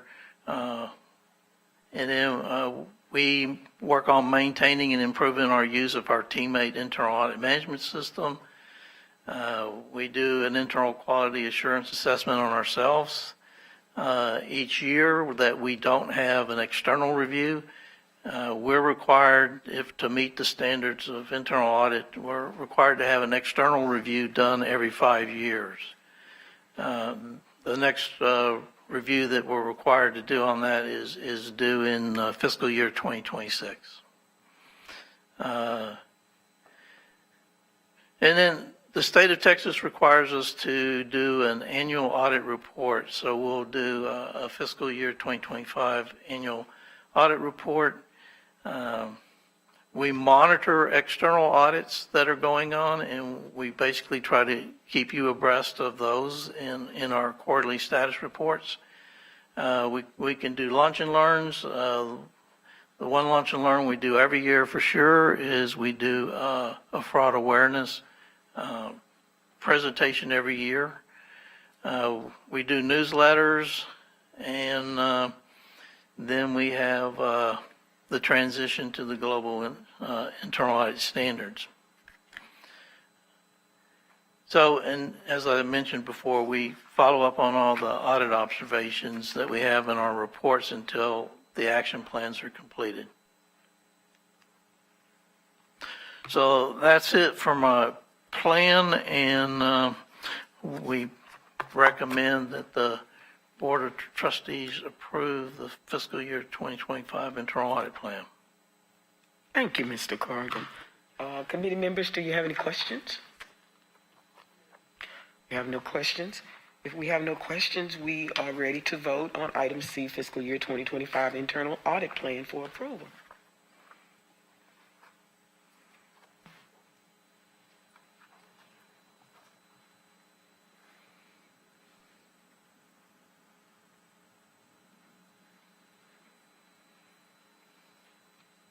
Voting has concluded. The motion passed with a vote of 3-0. Thank you, Mr. Corrigan. We appreciate your time. Thank you very much. We will now move on to item D, update on enterprise risk management. This is also a report item. No action is required. Chancellor. Thank you very much, Madam Chair, members of the board. This item provides an update on the risk management cycle and a review of the metrics, progress, and current status. With your permission, Madam Chair, I invite Mr. McCracken to present the report. Mr. McCracken. Thank you, Chancellor. Board, good afternoon. Let's see if we can get the presentation up. It's much better with pictures. Thank you. Okay, so I'm going to give think of this presentation entirely as the overview of the process. And so when we go back and we look at the enterprise risk management cycle, the center portion of this circle is really deceptively simple. It's identifying the risk, assessing the risk, treating the risk in some way, monitoring the response to the treatment, and then starting all over again and identifying the risk. We have been doing that now for 6 years. And what you see on the right-hand side are some of the processes that you've already heard a little bit about today, the interviews with senior leadership, the review of internal and external data, a report that usually comes to the board every November that highlights those top 10 risks, and then the basic mitigation plans that were established by the directly responsible individuals. So those things that you see on the right-hand side are really well established, and we've been doing those for several years. What we are adding this year is the stuff on the left-hand side, where we are really focusing in on identifying appropriate metrics, reporting on those metrics to the board and to senior leadership on a regular basis, and then confirming that the metrics we're reporting are fairly and accurately represented. And so that portion of the plan is really about establishing control. So while we've identified what we think we're going to do to change things and manage things, the items on the left are really a way to measure whether or not what we're doing is having the impact that we think it should be, so that when we start the next cycle, we can make adjustments and change as we need to change. While we're doing this, it's really important that we kind of keep our individual roles in mind in terms of departments, right? Because internal audit has a defined function. They need to be independent, right? Institutional strategic planning and institutional research effectiveness has a role to play, and they need to make sure that the metrics and the analysis that we're doing are legitimate, that they make sense, that they're statistically accurate, and all of those things.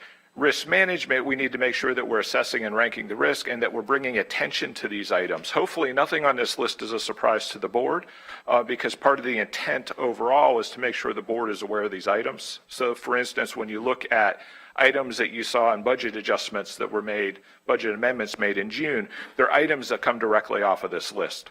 And then the stakeholders and the cabinet members, those directly responsible individuals are the ones who are doing that continuous assessment. They're doing the quarterly attestation, which is really management by exception. And what we are adding in this year is the management, kind of the more proactive level.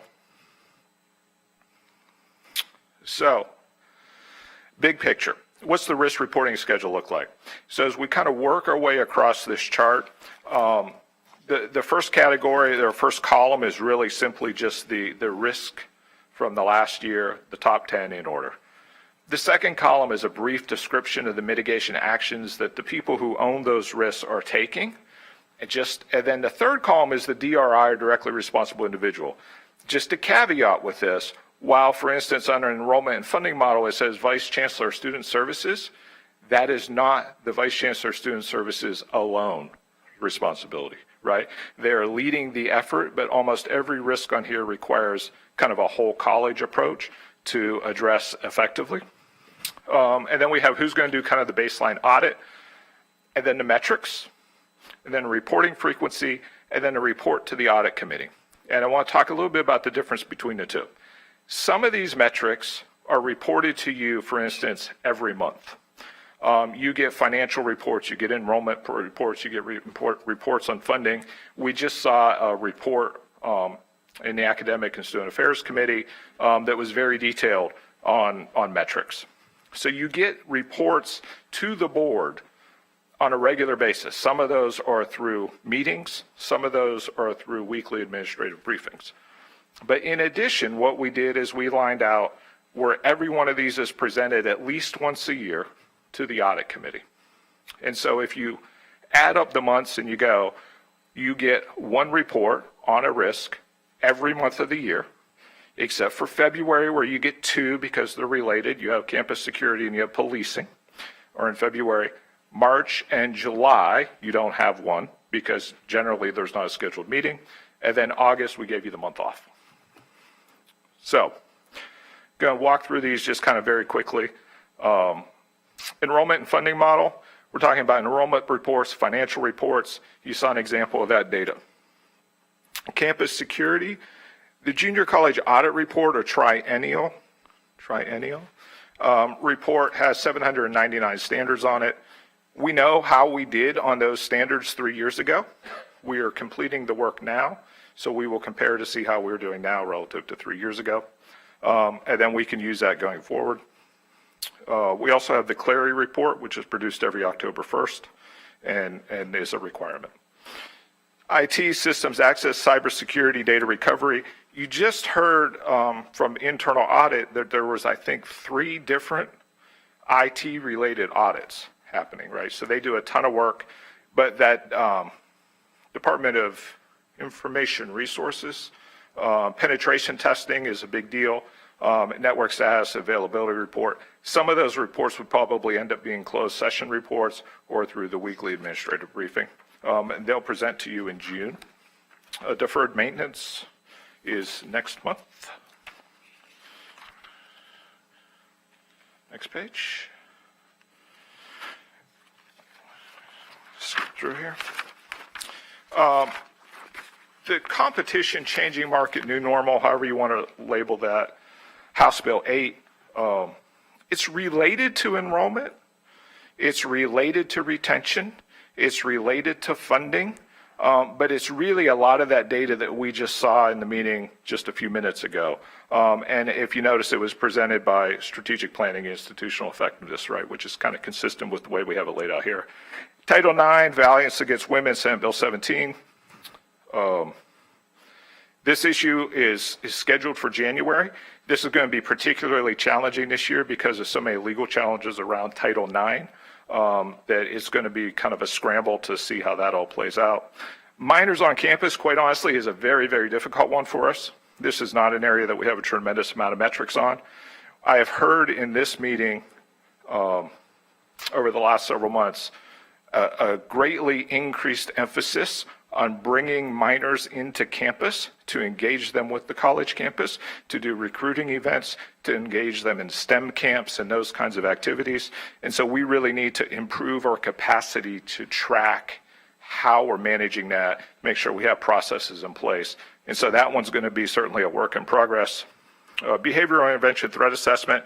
I've been bragging about this one for years. I think that Dr. Holloman Douglas, Dr. Kalani, Dr. Splain back there, they have done a tremendous job of managing this, and they have some great data. Looking forward to seeing that. And then Section 508, website accessibility. This is harder than it sounds. This is about making sure that the website is accessible to people with perception issues.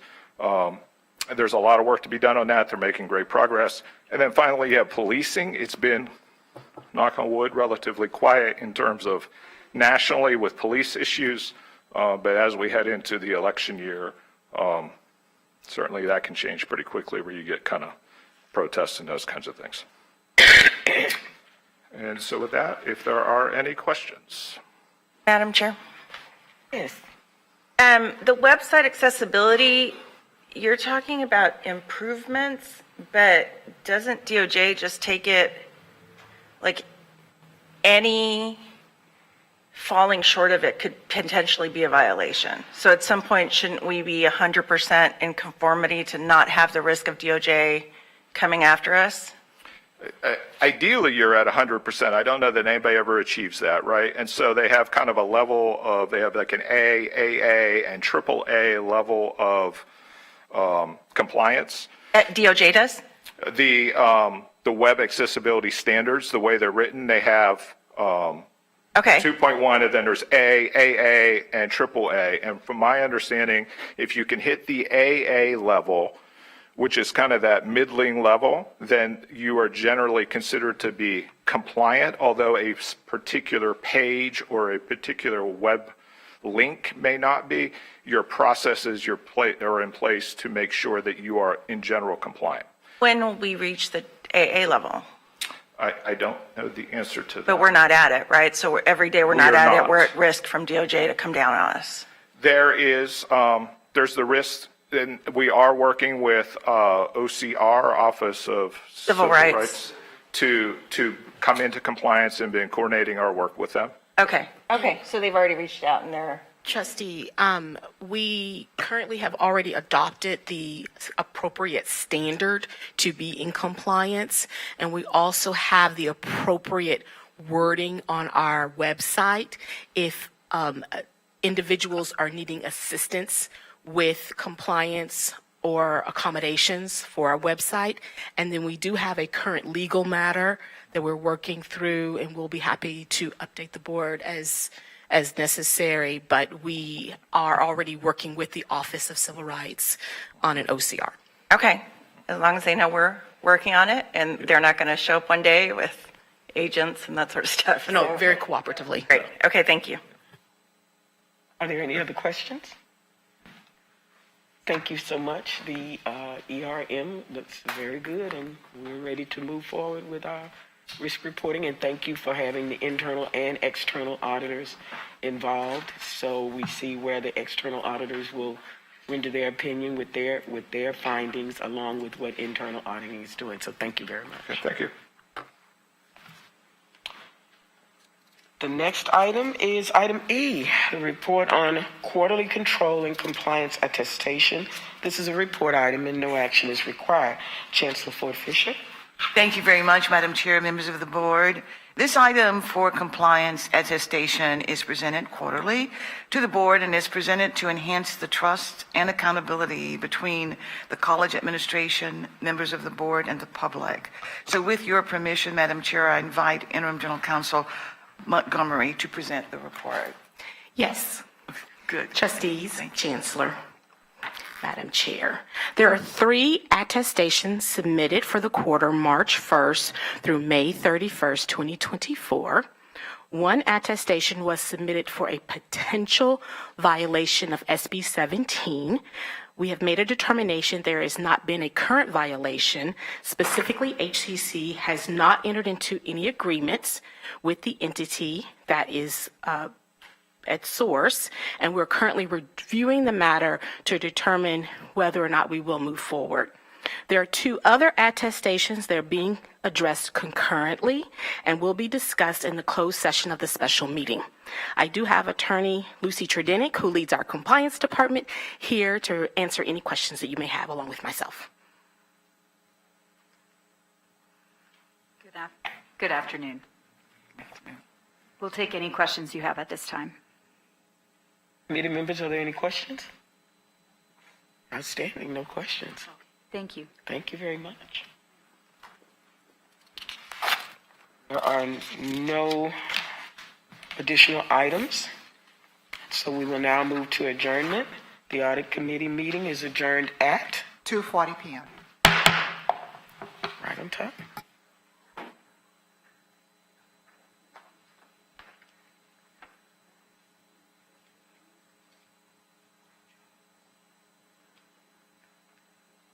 Are y'all okay if we just keep going? Okay.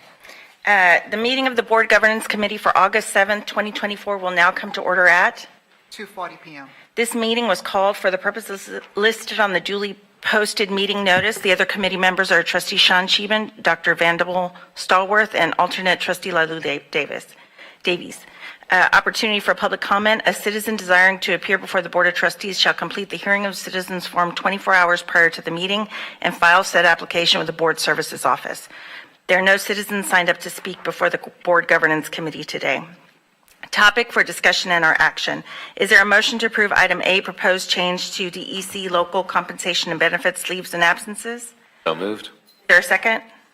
It has been moved and seconded. We will now have a discussion on the item. Dr. Ford Fisher will introduce the item. Thank you, Madam Chair, members of the board. This item presents proposed changes to DEC local compensation and benefits, leaves and absences, with recommended changes for your consideration of approval. With your approval, Madam Chair, I invite Interim General Counsel Montgomery and Board Counsel Mahalik to the podium to present the item. Thank you so much. Thank you. Do you want to? Sure, I can give just a brief overview of the reason behind the changes and sort of the gist of the changes, and then if there are any questions, we can answer those. They're relatively minor. You can see, I think they're limited to the first 2 pages of the policy, and the purpose of these changes is to simply clarify the grant of authority from the board to the chancellor to implement and I guess to create and implement regulations governing leave. So this policy will provide sort of the boundaries of leave that is available to employees, and then the administration will develop a regulation. I believe they've already have one. We'll make some edits to the regulation to clarify the availability of leave. Specifically, I think the purpose here is to address leave in the event of a natural disaster. So that's currently something that's, I think, sort of classified as family emergency / catastrophic leave. But this will, the changes to the regulation will clarify that. The changes to this local policy will clarify that the chancellor has the authority to draft that regulation. So are we taking away leave for members of the employee family and limiting it to the employee? No, so if you look, and I think you're looking at the change, the language that's been removed from catastrophic injury. Yes. And the reason for that, if you look back on the first page, there's family emergency that covers that situation. Okay. And so it's not, nothing's being removed and nothing's being added. It's just simply a clarification change. So how was earning leave done before if this section wasn't included under the earning leave section? I'm going to. Specifically, trustee, earning leave is through statutory. What this specific change will allow is for when employees are experiencing recovery for natural disasters, it will allow the administration to have them utilize their catastrophic leave for the natural disasters. The employees will not receive any additional leave in any way through this change. It now actually is a benefit to the employees, and that they will now be able to use earned leave for natural disaster recovery. So, I'm sorry, I didn't catch it. So this change in policy is only applicable to catastrophes? Because I didn't see that in the... That is how we're utilizing it. So if I can step in, if you don't mind, and respond to that question. So if you'll notice, there's this language in the first section on leave administration that refers to applicability standards. So what we're trying to make clear in these policy changes is that the administration, represented by the chancellor or designee, has the authority to determine the applicability standards for earned leave. Then the applicability standards themselves will be contained in the regulation. They already are, so we already have applicability standards in regulation DEC 1. What we would like to do is have then the regulation expand the use of catastrophic leave to include family emergency. Family emergency then will be at the discretion of the chancellor to declare when there is disaster recovery and an employee has for instance, a tree in their house, which heaven forbid, we don't want that to happen to any employees, but unfortunately we know that it does, that then the chancellor and designee would be able to develop procedures that would apply, that allow the employee to use their earned catastrophic leave to deal with that disaster recovery. Right now, in disaster recovery situations, employees have other leave types that they've earned. We offer vacation leave, sick leave, and employees are able to use those leave types very clearly under the existing regulation. The desire, because employees also earn catastrophic leave, is to allow employees to use that leave in those narrow set of events to be defined to cover those types of family emergencies. Okay, so this policy itself isn't only pertaining to, but you're saying the way it's going to be used is only going to be pertaining to catastrophic leave? That's the planned change, yes, ma'am. But this, sorry, just as a policy major, I know that if it's not written, it can go much farther than it. Right, and so I think, and correct me if I'm wrong, but my understanding is this isn't only being used in this way, but Right. it's the only change to the regulation will be relating to the disaster recovery. It's Okay. already existing and it's already being implemented in the way that Lucy's described, but the additional language will allow it to be used for disaster recovery. Is that? I think that's right. I think right now, employees can use catastrophic leave for their own catastrophic illness. And all of the leave types that HCC offers, I know our CHRO can provide some detail if that detail is needed. But all of those are earned leave types, and then the employee has to provide whatever necessary documentation.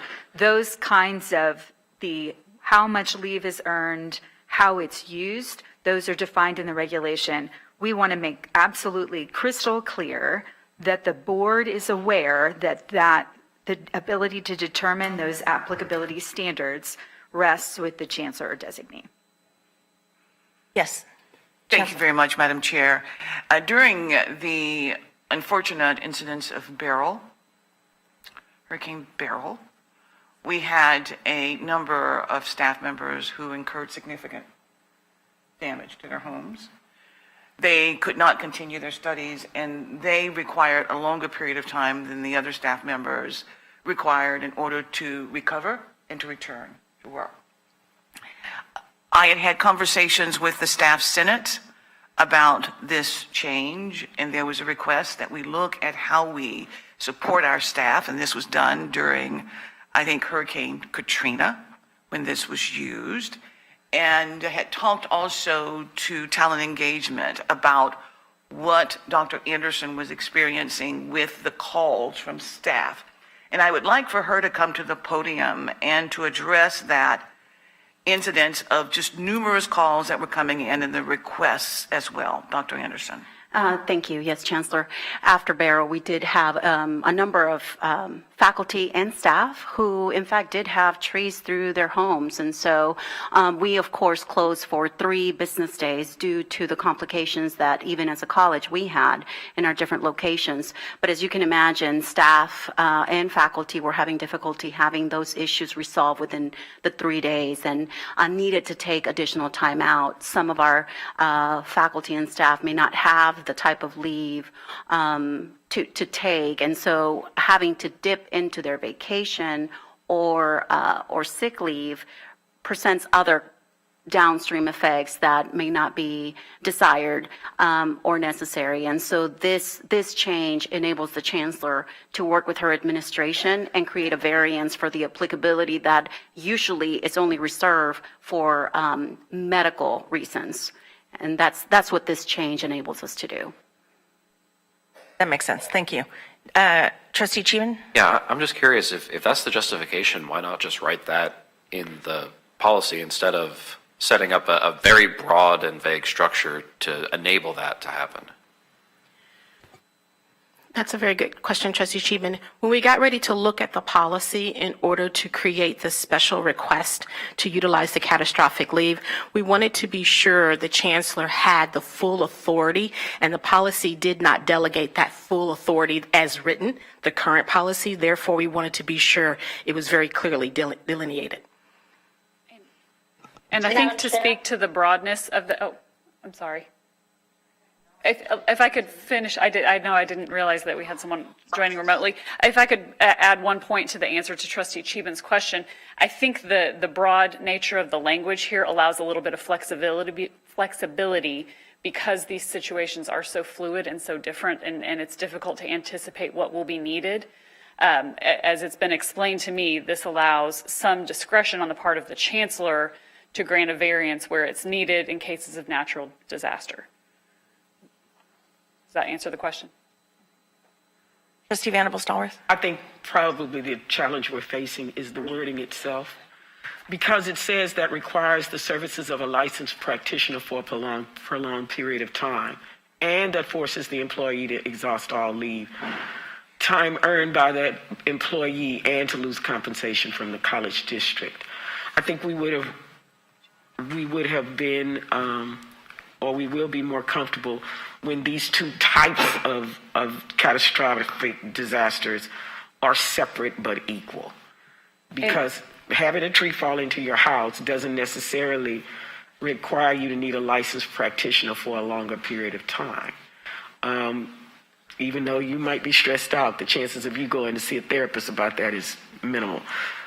So can we look at a way to structure this so that this second condition, which is a crucial condition for Hurricane Alley, where we live, to have it where it's clearly delineated. Either you're dealing with one or you're dealing with the other. And so if I could, catastrophic illness and injury, as it's defined in this policy, I believe is a statutory term, if I'm understanding that correctly. And then the situation you're describing would default to the definition on the first page, which is family emergency, which is limited to disasters and life-threatening situations involving the employee or a member of the employee's immediate family. And that does not require any sort of medical certification, because it would be a more broad definition. Madam Chair, I'd like to go next. Okay, go ahead. Oh, she's there. It looks like it's Dr. Tamez. Okay. Sorry, Dr. Tamez, you're not on the screen. I'd like to speak when it's my turn. I'm sorry. I just wanted to, I'm driving, so I can't raise my hand. I'm on my way there. No problem. I'd like to speak to Trustee Cheeman's question, if I may. So if I understand your question correctly, you're asking why the leave types in particular are in the regulation rather than in the policy specifically? I guess my question is this is very broad language that enables potentially a great many things versus just addressing the issue that we just went through. And again, I was out of power for a week, and I was lucky to only be out of power for a week, so I get that people were really struggling here.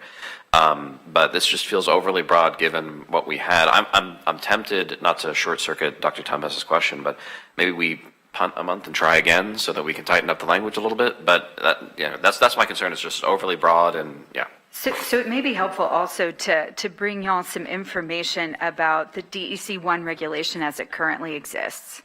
So in that regulation, we have information about the definitions of certain leave types, including the sick leave bank, personal business leave, catastrophic leave, bereavement leave.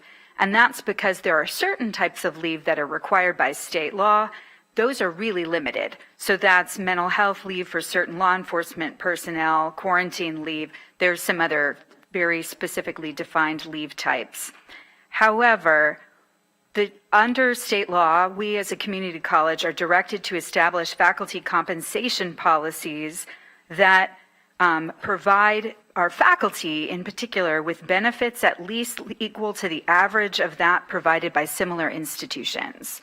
So the administration, the reason it's set up where you've got some of these more specifics in the regulation and then the broader policy is so that the administration has the flexibility to be able to examine what's happening at peer institutions to meet that state law requirement to provide benefits that are equal to similar institutions like sick leave, personal leave, catastrophic leave, vacation leave, bereavement leave, those other leave types. I don't know if that helps. Hopefully that is helpful background. Trustee Temez, then I have another question. Trustee Temez? Yes, thank you, Madam Chair. And committee members, I agree with Trustee Sheban in terms of it's too broad, and we need to be very, very careful because this can quickly get out of control. Trust me, I know. We have to be very careful in when we pull the trigger on something like this. There's a lot that comes into play that we really need to consider and understand what we're stepping into and what we're doing. So I just want us to be very careful, vet this, talk about it, discuss it with the chancellor, and it can easily get out of control. And I agree, it's too broad. We've got to rethink this and think about this very carefully. We have leave. Our leave rolls over, right? Sick days roll over for folks? Sick days do not roll over. I'm sorry. Vacation days roll over at a predetermined amount, and the sick days do also roll over and accrue. The catastrophic leave is a separate bucket, different than sick leave and vacation leave. Trustee Temez and board, if I may, maybe context would be helpful. What you see before you is what we've had for the last 10, 15 years. There is no different leave being added. What the change provides the chancellor to do with full visibility and delegation from you is the variance that in prior years, as Chancellor Ford Fisher mentioned, it's been done. And so there is already a level of delegation in DEC local. We have crystallized that delegation to also include the ability to revise applicability. So that's where we go into the specificity of catastrophic leave. Prior to, I'm sorry, Trustee Temez, yes? If I may, yeah, because I get all that, but I think because of one hurricane after another and all that, it's time for the board to revisit even what's been in place for 15 years, right? And that's there's the revisiting of this in terms of delegation and the pieces you just talked about. But I think overall, I think we need to really look at this. Is my 2 cents. So, but thank you. I'm going to add, I think we need another month to look at it and to get some context, because good policy is not necessarily supposed to be a commentary on our leader, but it's something that regardless of who the leader is, it would be something that we're all comfortable with. And this language that gives Sean pause gives me a lot of pause too, because in the language, you could potentially be taking things away from, you're giving the administration the ability to take things away from our employees. And that, it's just so broadly written that, and this isn't a commentary on what you would do, but I truly believe that strong policy is going to hold regardless of who is in the leadership role. So I would like another month to look at this, and my apologies to the chancellor because I didn't do my job and talk to you about this beforehand, and that's completely my fault, and I apologize to you for that. But I would definitely like a little bit more time, a little more context on this to be really comfortable with going forward with that and any potential limitations or safeguards that we want to add to that. Any other questions from any of my fellow trustees? Chancellor Ford Fisher? Thank you very much, Madam Chair, and thank you also to the members of the team. And of course, they were responding to the requests of the inquiries from members of the team as well. So I appreciate the work that you have done. But of course, based upon the feedback that we've gotten, we want to, of course, eliminate any confusion whatsoever. We want to make sure that we do have good policy. So we are delighted, of course, to move forward, as you have indicated, to take this back, to discuss it further, and to have the conversation with you as Chair of Board Governance before we bring it back to the board. Thank you. I just want to pass something that will easily, pass through the rest to make everybody feel very comfortable about it. So may I move to postpone? Yes. The item until the next meeting? Is there a second? Second. Sharon, can we have a vote to postpone this item to the next board governance meeting?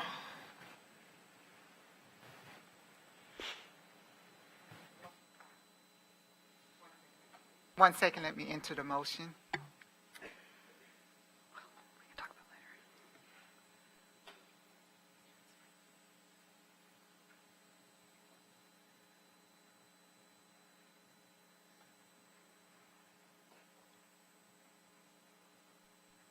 The motion is to postpone until the next board governance meeting. Yes, ma'am. We're now opening the voting.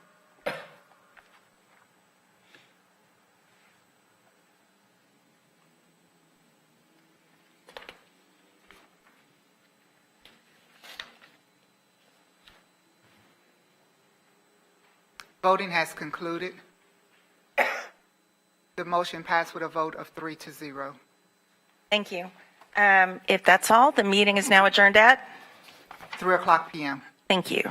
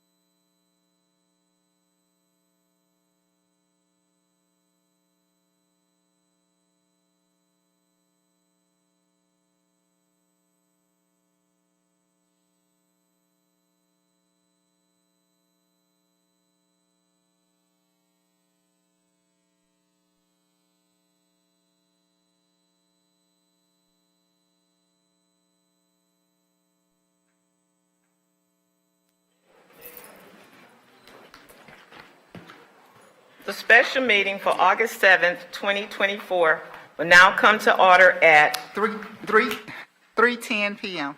This meeting was called for the purpose as listed on the duly posted meeting notice.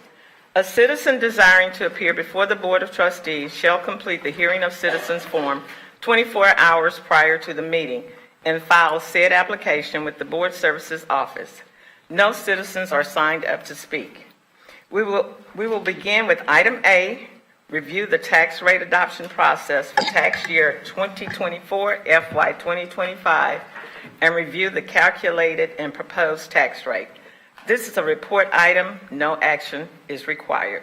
Dr. Ford Fisher will introduce the item. Thank you very much, Madam Chair.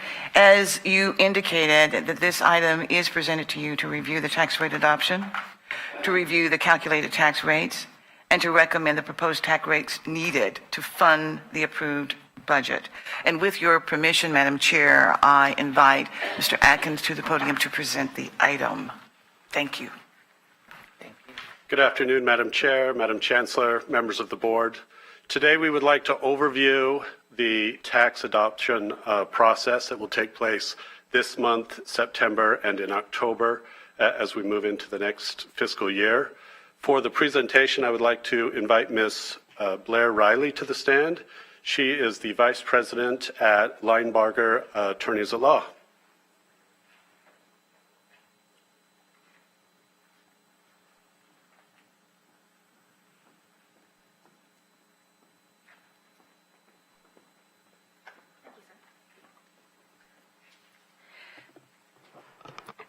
Thank you so much for having us here again today. As he just said, my name is Blair Riley. I'm the Vice President of Truth and Taxation. So basically that means that hopefully I can answer all of your questions today about the Truth and Taxation process and what it means for you guys. So Houston Community College has been a client of Linebarger Goggin for over 20 years. Our comprehensive legal services and collection program included every aspect of the delinquent collection process, starting with setting the tax rates and helping you through this truth and taxation process. We have a team of professional collectors, many of whom are bilingual, and they're led by a team of experienced attorneys. Today, we have our partner, Mr. Trey Stone, here with us. He is the head of our HCC team, and he's assisted by Ms. Ashante Kashar as our area manager. So I know that some of you are new, some of you have seen me here before, so we're going to start at the beginning and try and go through what truth and taxation is and why we're all here today, why it's really important. So there's 4 guiding principles of TNT, or truth in taxation.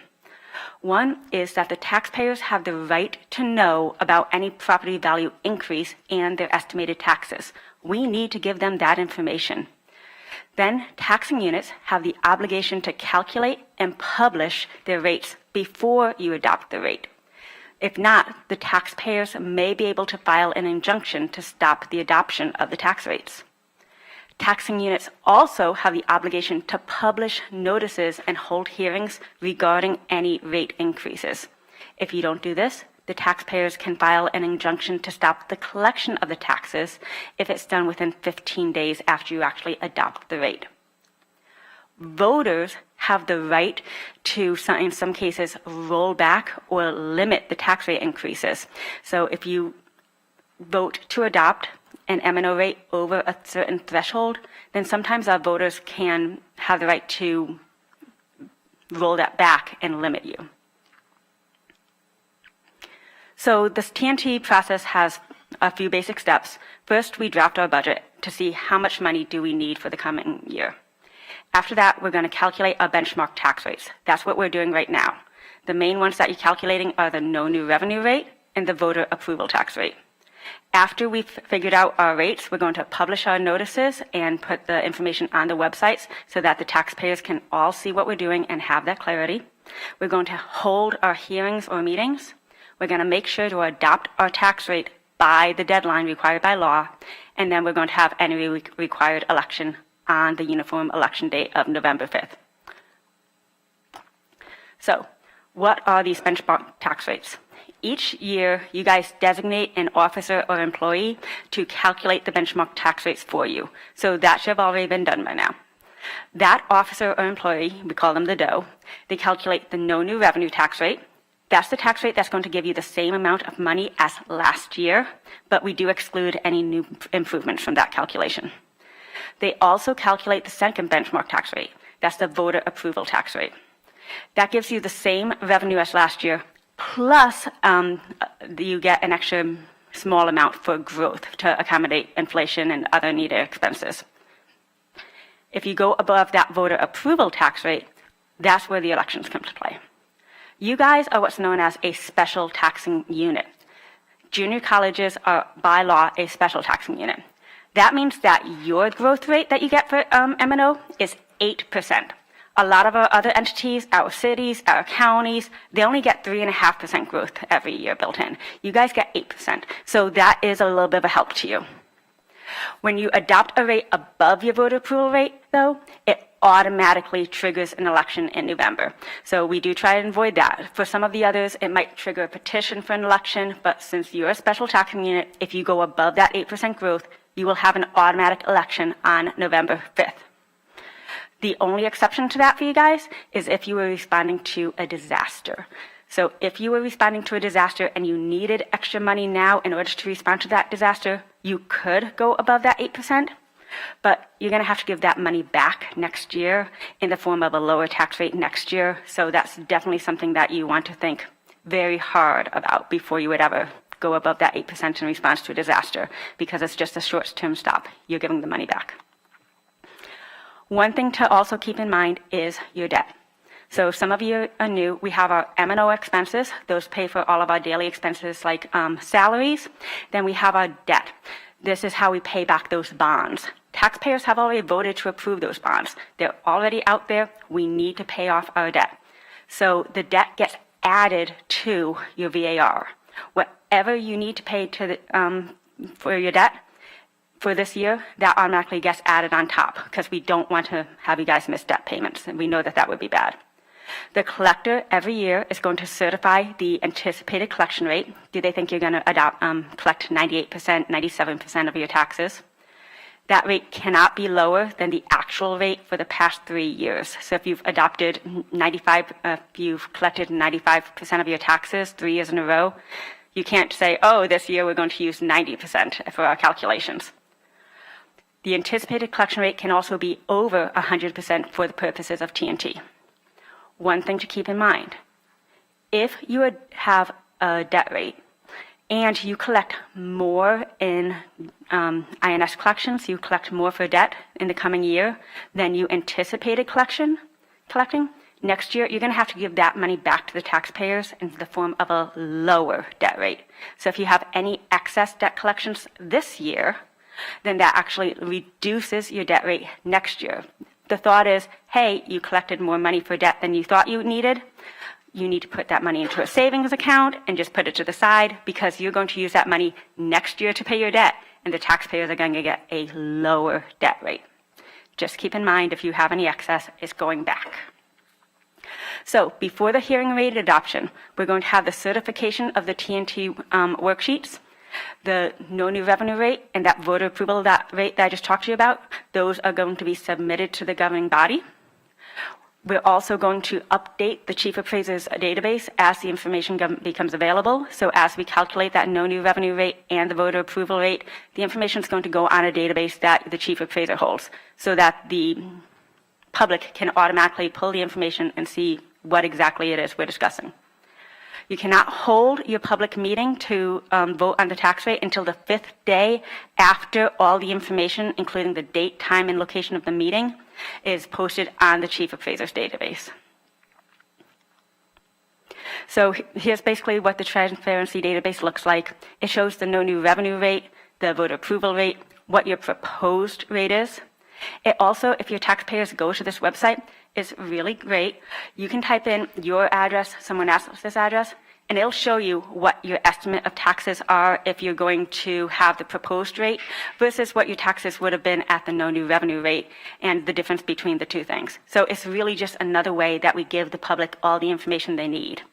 The date, time, and location of your public hearing or meeting is on that website, along with a link for the taxpayers to comment through the website instead of having to attend their public meeting. Now, before your public meeting or hearing, you're going to post the notice in the newspaper. It has to be in the newspaper at least 5 days before the public meeting. If you're going above your no new revenue rate or your voter approval rate, those are the two benchmarks that we talked about. The no new revenue gives you the same amount as last year. The voter approval is the highest you can go without an election. If you go above either of those, you have to have a public hearing. So we'll post a notice of public hearing in the newspaper 5 days before the meeting. If you stay below both of those benchmarks, you only have a notice of public meeting. Still goes in the newspaper, still 5 days before the meeting. It's just a hearing instead of a meeting. The wording of the notice, you have 12 different versions of this notice. They're going to help you with that. The proper notice has to go in the newspaper. You also have to make sure that you meet the 72-hour Open Meetings Act before you actually have this vote. So the deadline to adopt your tax rate is September 30th or 60 days after the roll certification. You guys don't have your roll. You're not expecting it this week. So you normally do the 60 days after roll certification. It's whichever comes later. So once you get your roll, you're going to count down those 60 days, and we'll make sure to mark that on a calendar. Now, if you're going above the voter approval rate, then you would actually have to get that adopted by August 26th. Most likely not going to happen at this point, so we'll just skip that one. You will probably not be going above your voter approval rate. So at the 26.06 public hearing or meeting, you're going to actually adopt that rate. I always tell people, try and adopt the rate at this meeting. You're all going to be there for the meeting or hearing.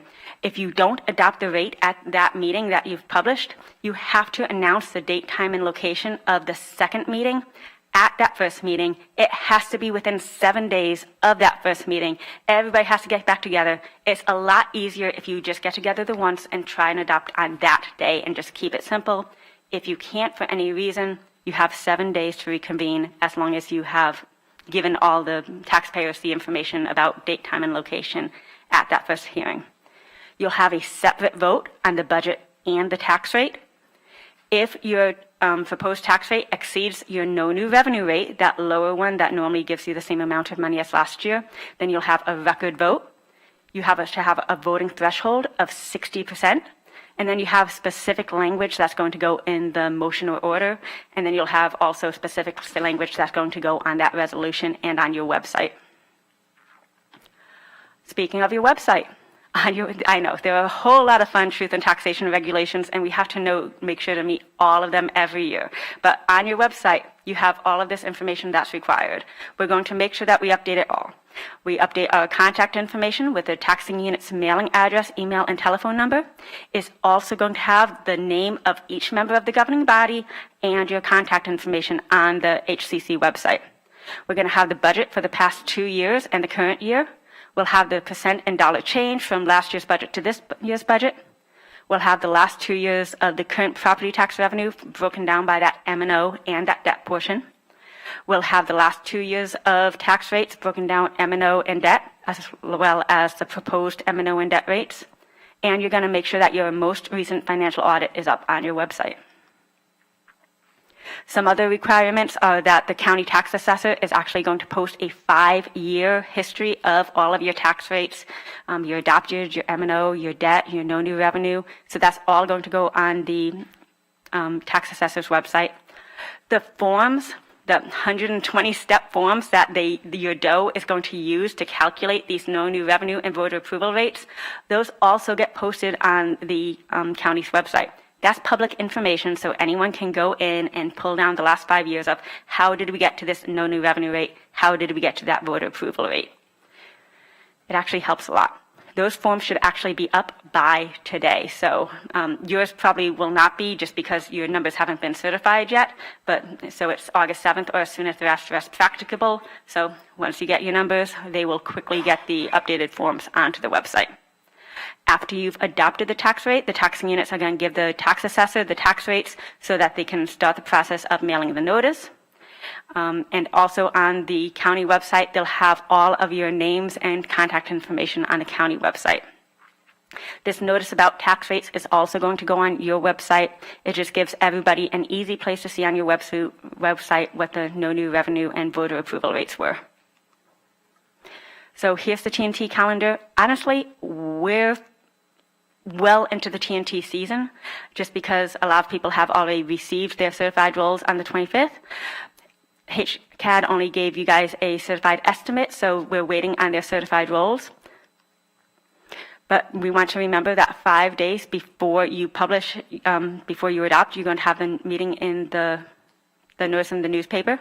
The 19th is still the deadline to go above the VAR, so we're not going to hit that.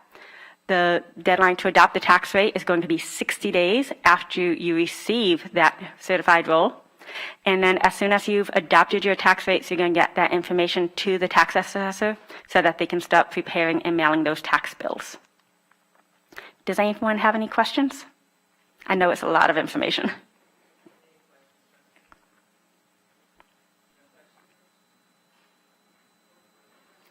Thank you so much for the Thank you. presentation.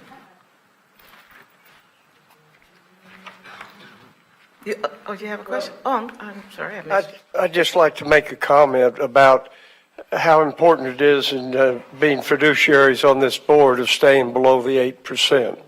And, we've done that. We're going to continue to do that. And we're going to watch our budget. And hopefully with this year's budget, we're going to be seeing some great increases in enrollment in that. But I'm saying this for the public. We're very aware of how generous they are in funding this institution. It's appreciated. Thanks. Other questions or comments?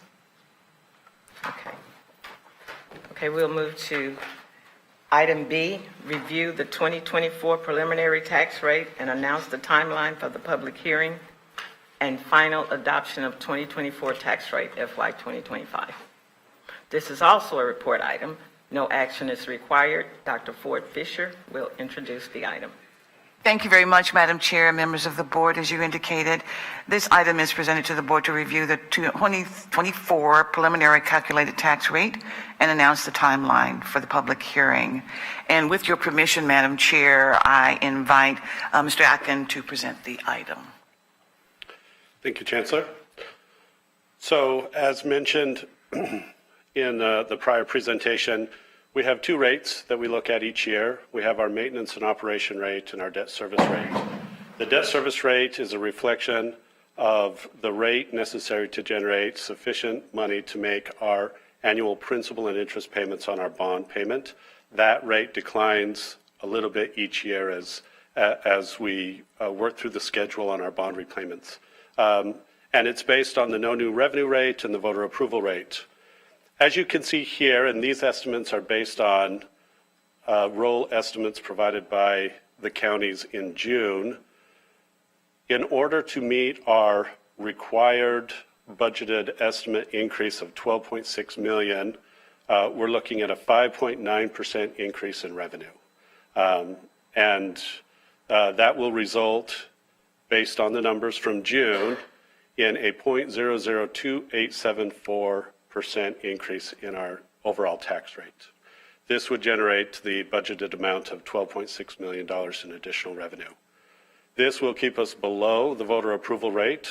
Obviously, we never intend to host an election to approve our rates, but it is above the no new revenue rate.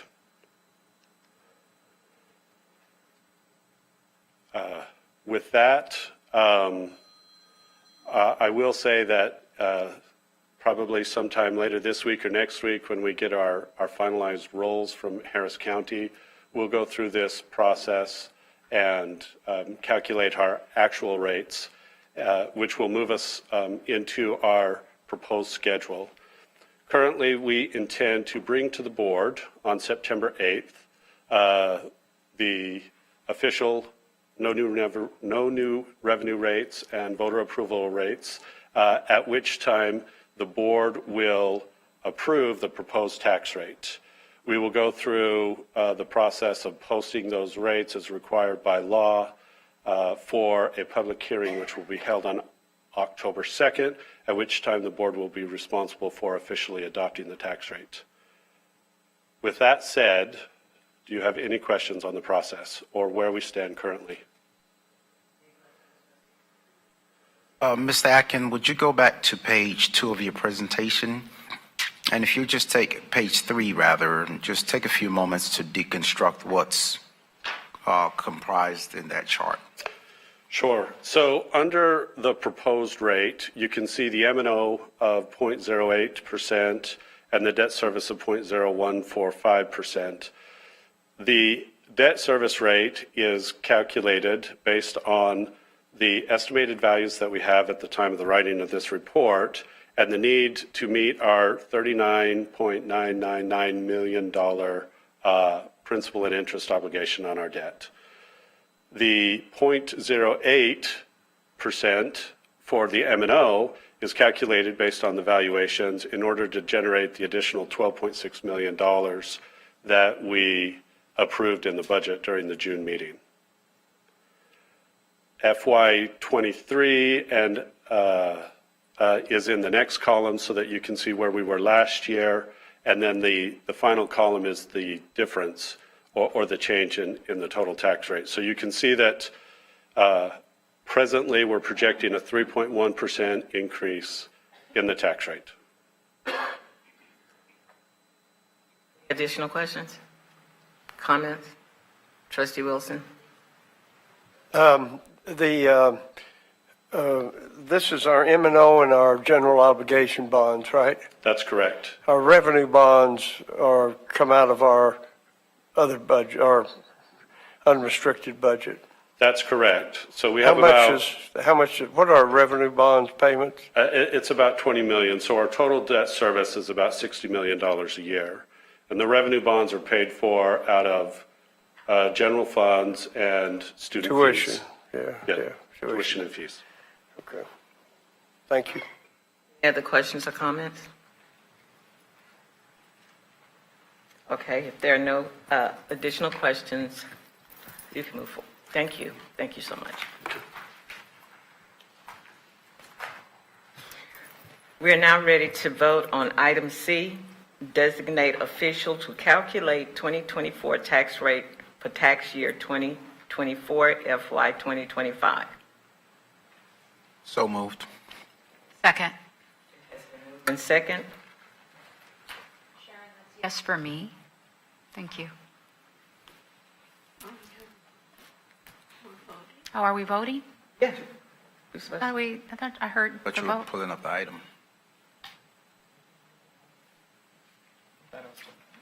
We haven't I heard vote, I'm taken up the sorry. item yet. Here's a motion to approve item C, designate official to calculate 2024 tax rate for tax year 2024 FY 2025. So it's just Is time there to a motion? introduce the item. Is there a second? It has been moved and second. Dr. Ford Fisher will introduce the item. That's right, sorry. I got ahead of myself. Sorry, Sharon. Thank you very much, Madam Chair, members of the board. This item is presented to designate the Senior Vice Chancellor of Finance and Administration, or in the event the Senior Vice Chancellor position is vacant, the Interim Vice Chancellor of Finance as the officer to calculate tax rate required under Texas Tax Code Section 26.04C. And with your permission, Madam Chair, I invite Mr. Atkin to present the item. Thank you. So there's no presentation for this item. We are required to identify an official responsible for calculating the rates. At this time, we're suggesting or recommending that the board nominate me for that role. I have a question. Do you have any issues, personal or otherwise, with that recommendation? No. Okay, just making sure. So what's the process for recommending you? I know. We are now ready to vote on item C, designate official to calculate 2024 tax rate for tax year 2024 FY 2025. Sharon, that's yes for me. Thank you.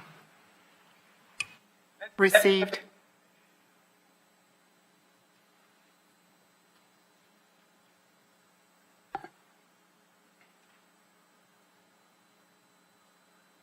Dr. Vanderbilt Stalwart, were you saying anything? Yes. Received. Voting has concluded. The motion passed with a vote of 8-0.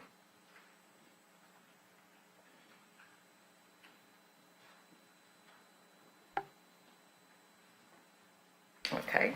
Is there a motion to approve item D, approve Senate Bill 17 certification report and authorize submission? So moved. It has been moved and second. Dr. Ford Fisher will introduce the item.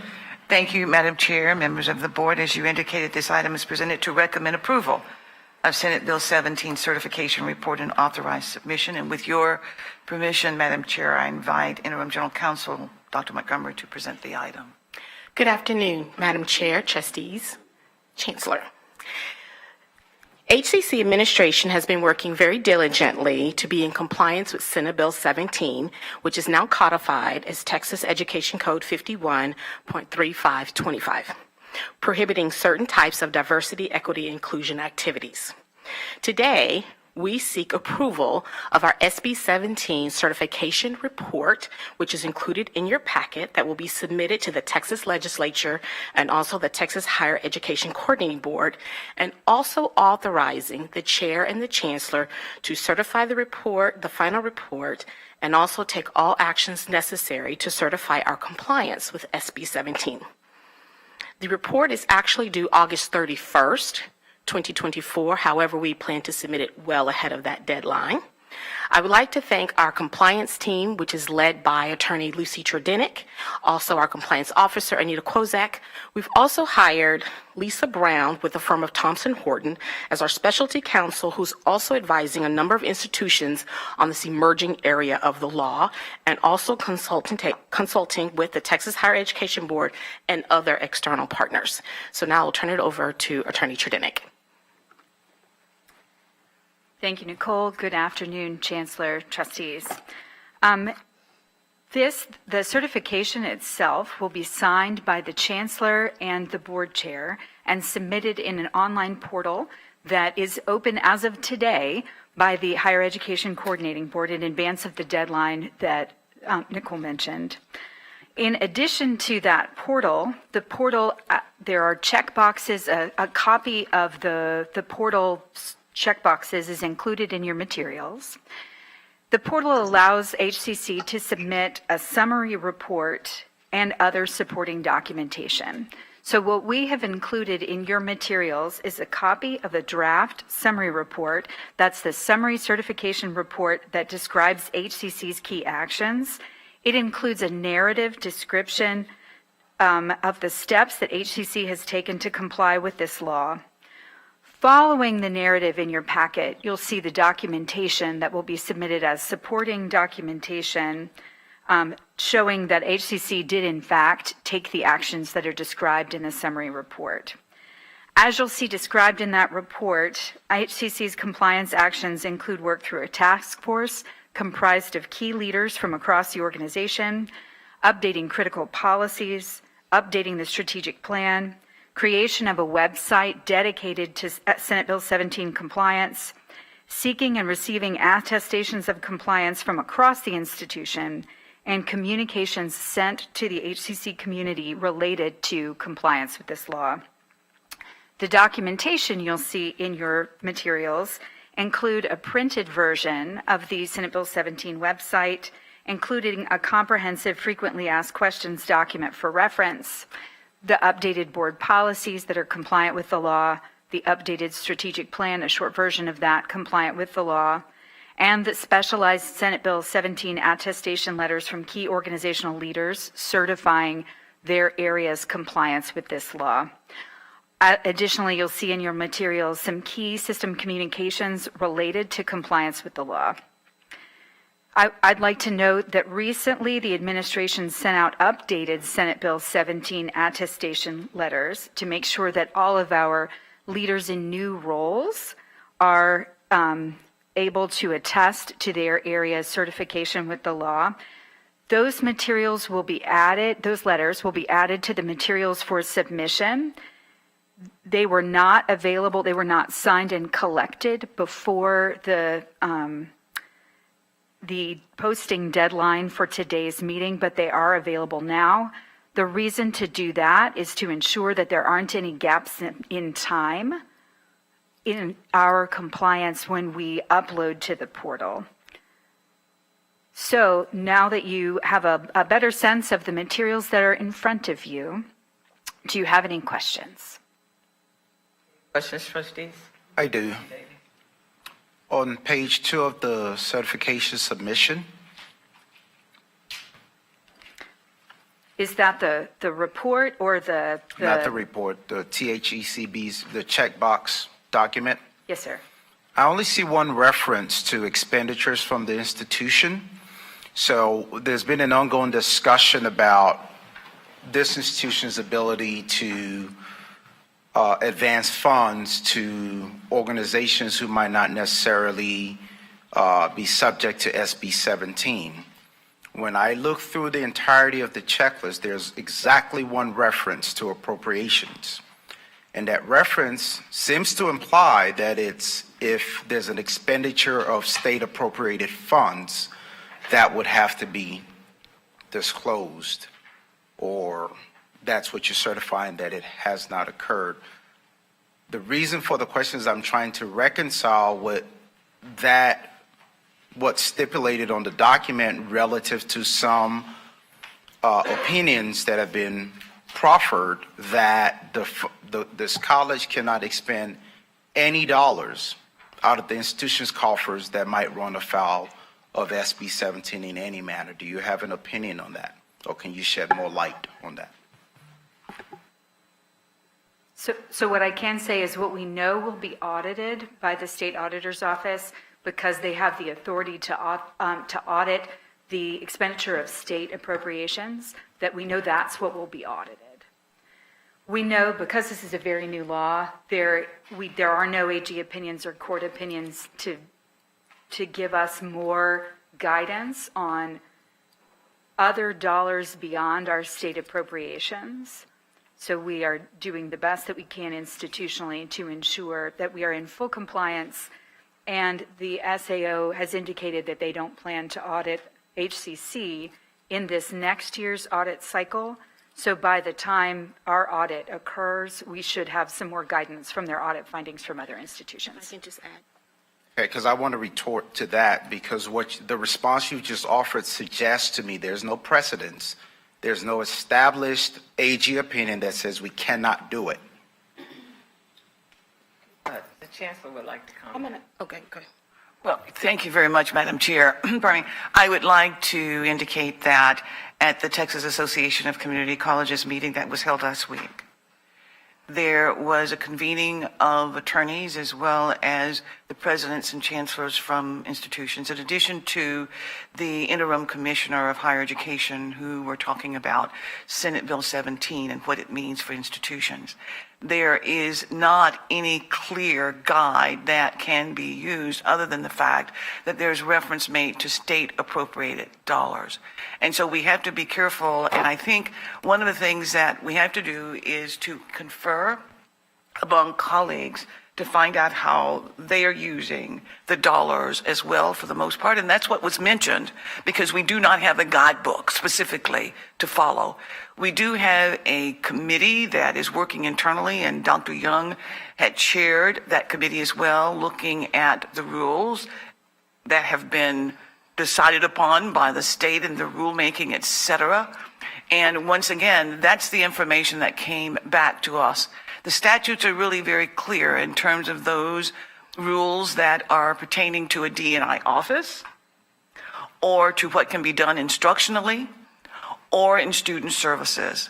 But across the board, even on our website, in reference to anything that might be pertaining to DEI, we have to be particularly careful But in addition to that, we have to be cautious about how we use the state appropriated dollars. So one of the things in our discussion that we decided that we need to do in order to monitor this is to establish an SB 17 office, only to the extent that we have an expert who's monitoring this, monitoring the state, the Attorney General's office, all of the colleges to see what they're doing, the rulemaking that takes place in order to review what it is that we are recommending for funding so that we are in compliance with what the state allows. So right now, to some degree, we are all at the mercy of those who will be looking at our expenditures to ensure that we're using state appropriated dollars appropriately. Thank you so much, Chancellor. And you've aptly pointed out that's a reference to state appropriated dollars. Correct. So if we're dealing with dollars that are not state appropriated, there's nothing in the record that I've heard, that I've seen in any of the documents circulated yet. Right. And if it's not the law, there's no mechanism for retroactively imposing something as law that was not on the books. That is correct. There's no mechanism to retroactively appropriating it. I will say, in concurrence with the Chancellor, because this is an emerging area of the law, including when you look at when the legislature approved it, there's not very much there as far as legislative intent. So we are waiting on a lot of rules and guidelines to come down. That is one of the reasons why we hired specialty counsel who is in conversations and working with the Texas Higher Educating Coordinating Board, who has not actually been designated specifically on to create guidelines by the legislature, but specialty counsel is working with them and also other institutions of higher education in Texas that are subject to that law, to the Chancellor's point, to be sure that we are in step and in alignment.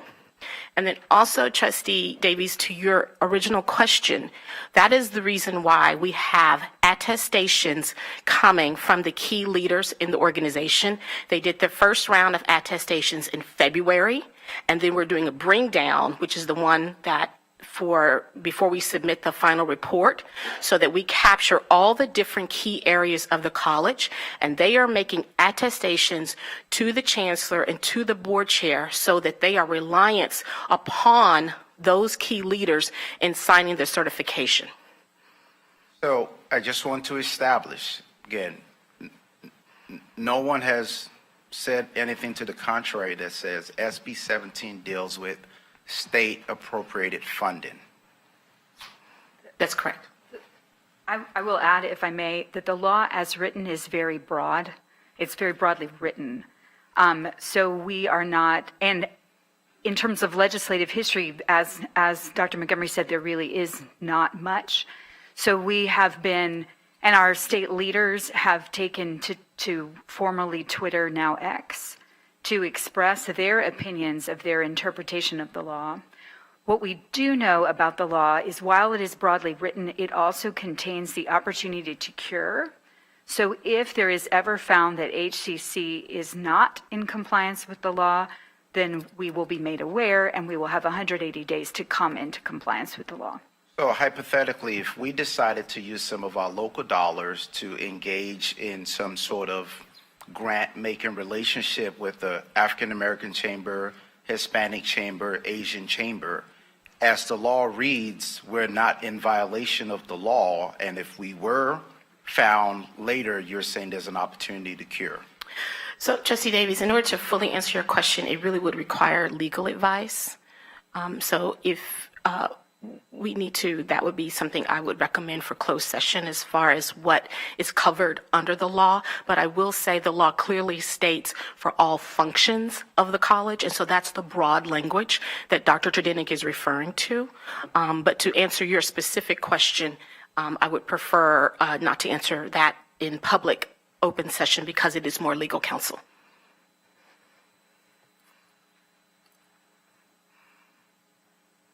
Other comments or questions? Okay. Well, if no other comments or questions. Thank you, ladies. Thank you. We are now ready to vote on item D, approve Senate Bill 17 certification report and authorize submission.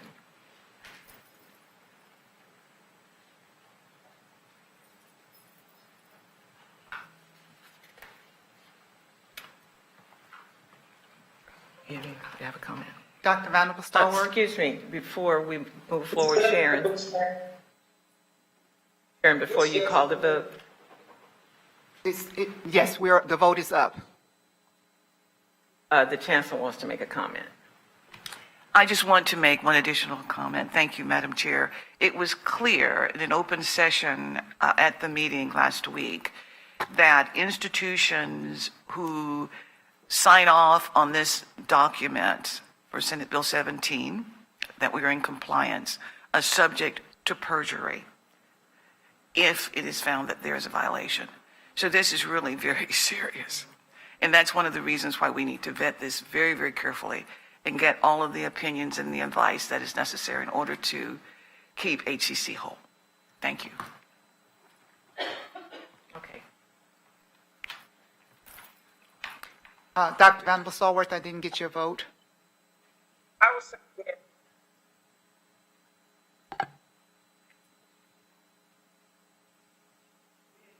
I didn't hear you. I'm sorry.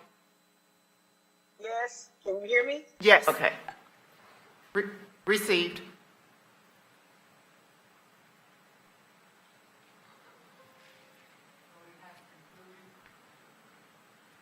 The motion passed with a vote of 8-0.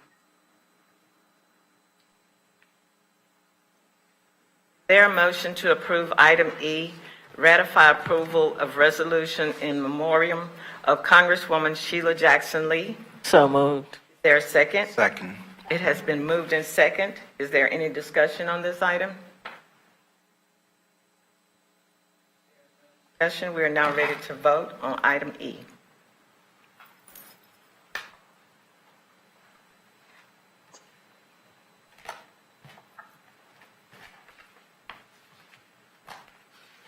Sharing it for me.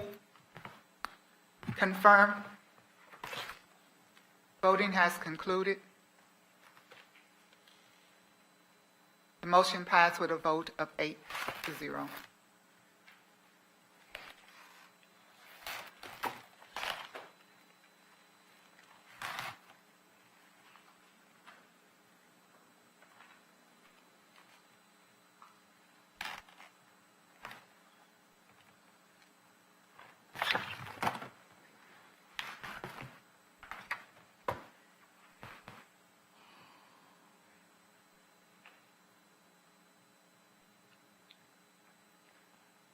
Is there a motion to approve item F, ratify approval of resolution in memoriam of former council member Felix Fraga?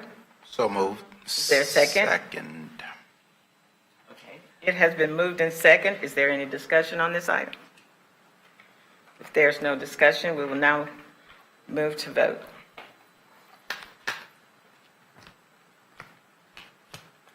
Sharon is yes for me. Received.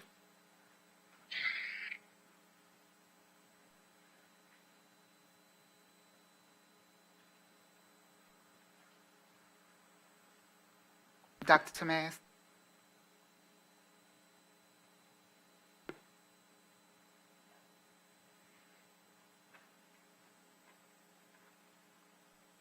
The motion passed with a vote of 8-0.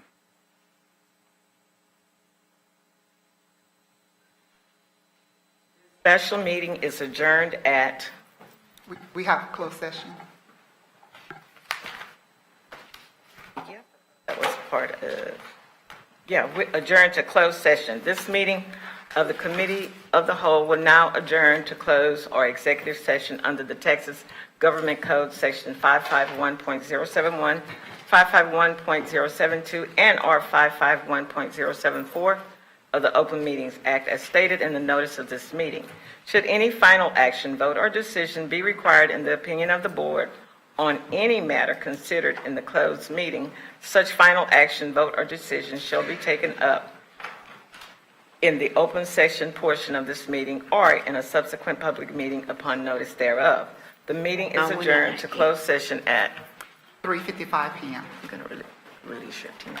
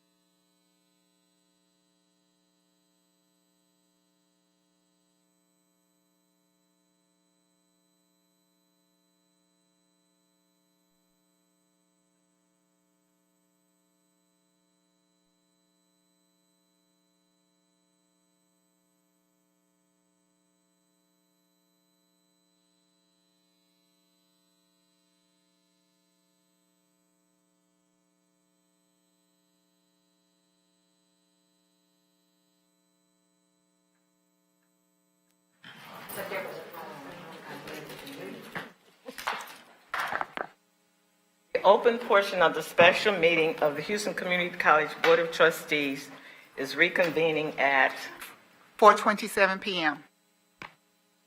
special meeting is adjourned at 4:27 PM. Madam Chair, can I get 1 minute to? Oh, sure. Party. Okay.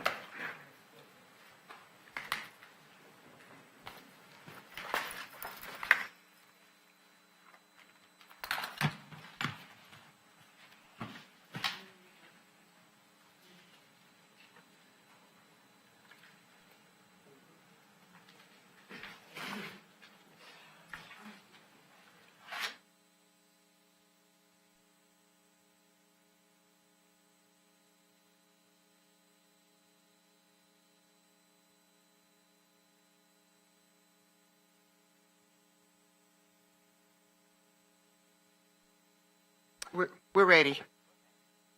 Committee of the Whole meeting for August 7th, 2024 will now come to order at 4:28 PM. This meeting was called for the purpose as listed on the duly posted meeting notice. A citizen desiring to appear before the Board of Trustees shall complete the hearing of citizens form 24 hours prior to the meeting and file said application with the Board Services Office. No citizens are signed up to speak before the Committee of the Whole. Is there a motion to approve item A, monthly investment reports, financial statement, budget review for May and June 2024? So moved. It has been moved in second. Dr. Ford Fisher will introduce the item. Thank you very much, Madam Chair, members of the board. The administration presents the monthly investment report, financial statements, and budget review for May and June 2024, and request your review and acceptance of the reports. With your permission, Madam Chair, I invite Mr. Atkin to present the item. Mr. Atkin. So just a brief update, as we near the end of the year, by and large, we've collected all of the tuition revenue. We will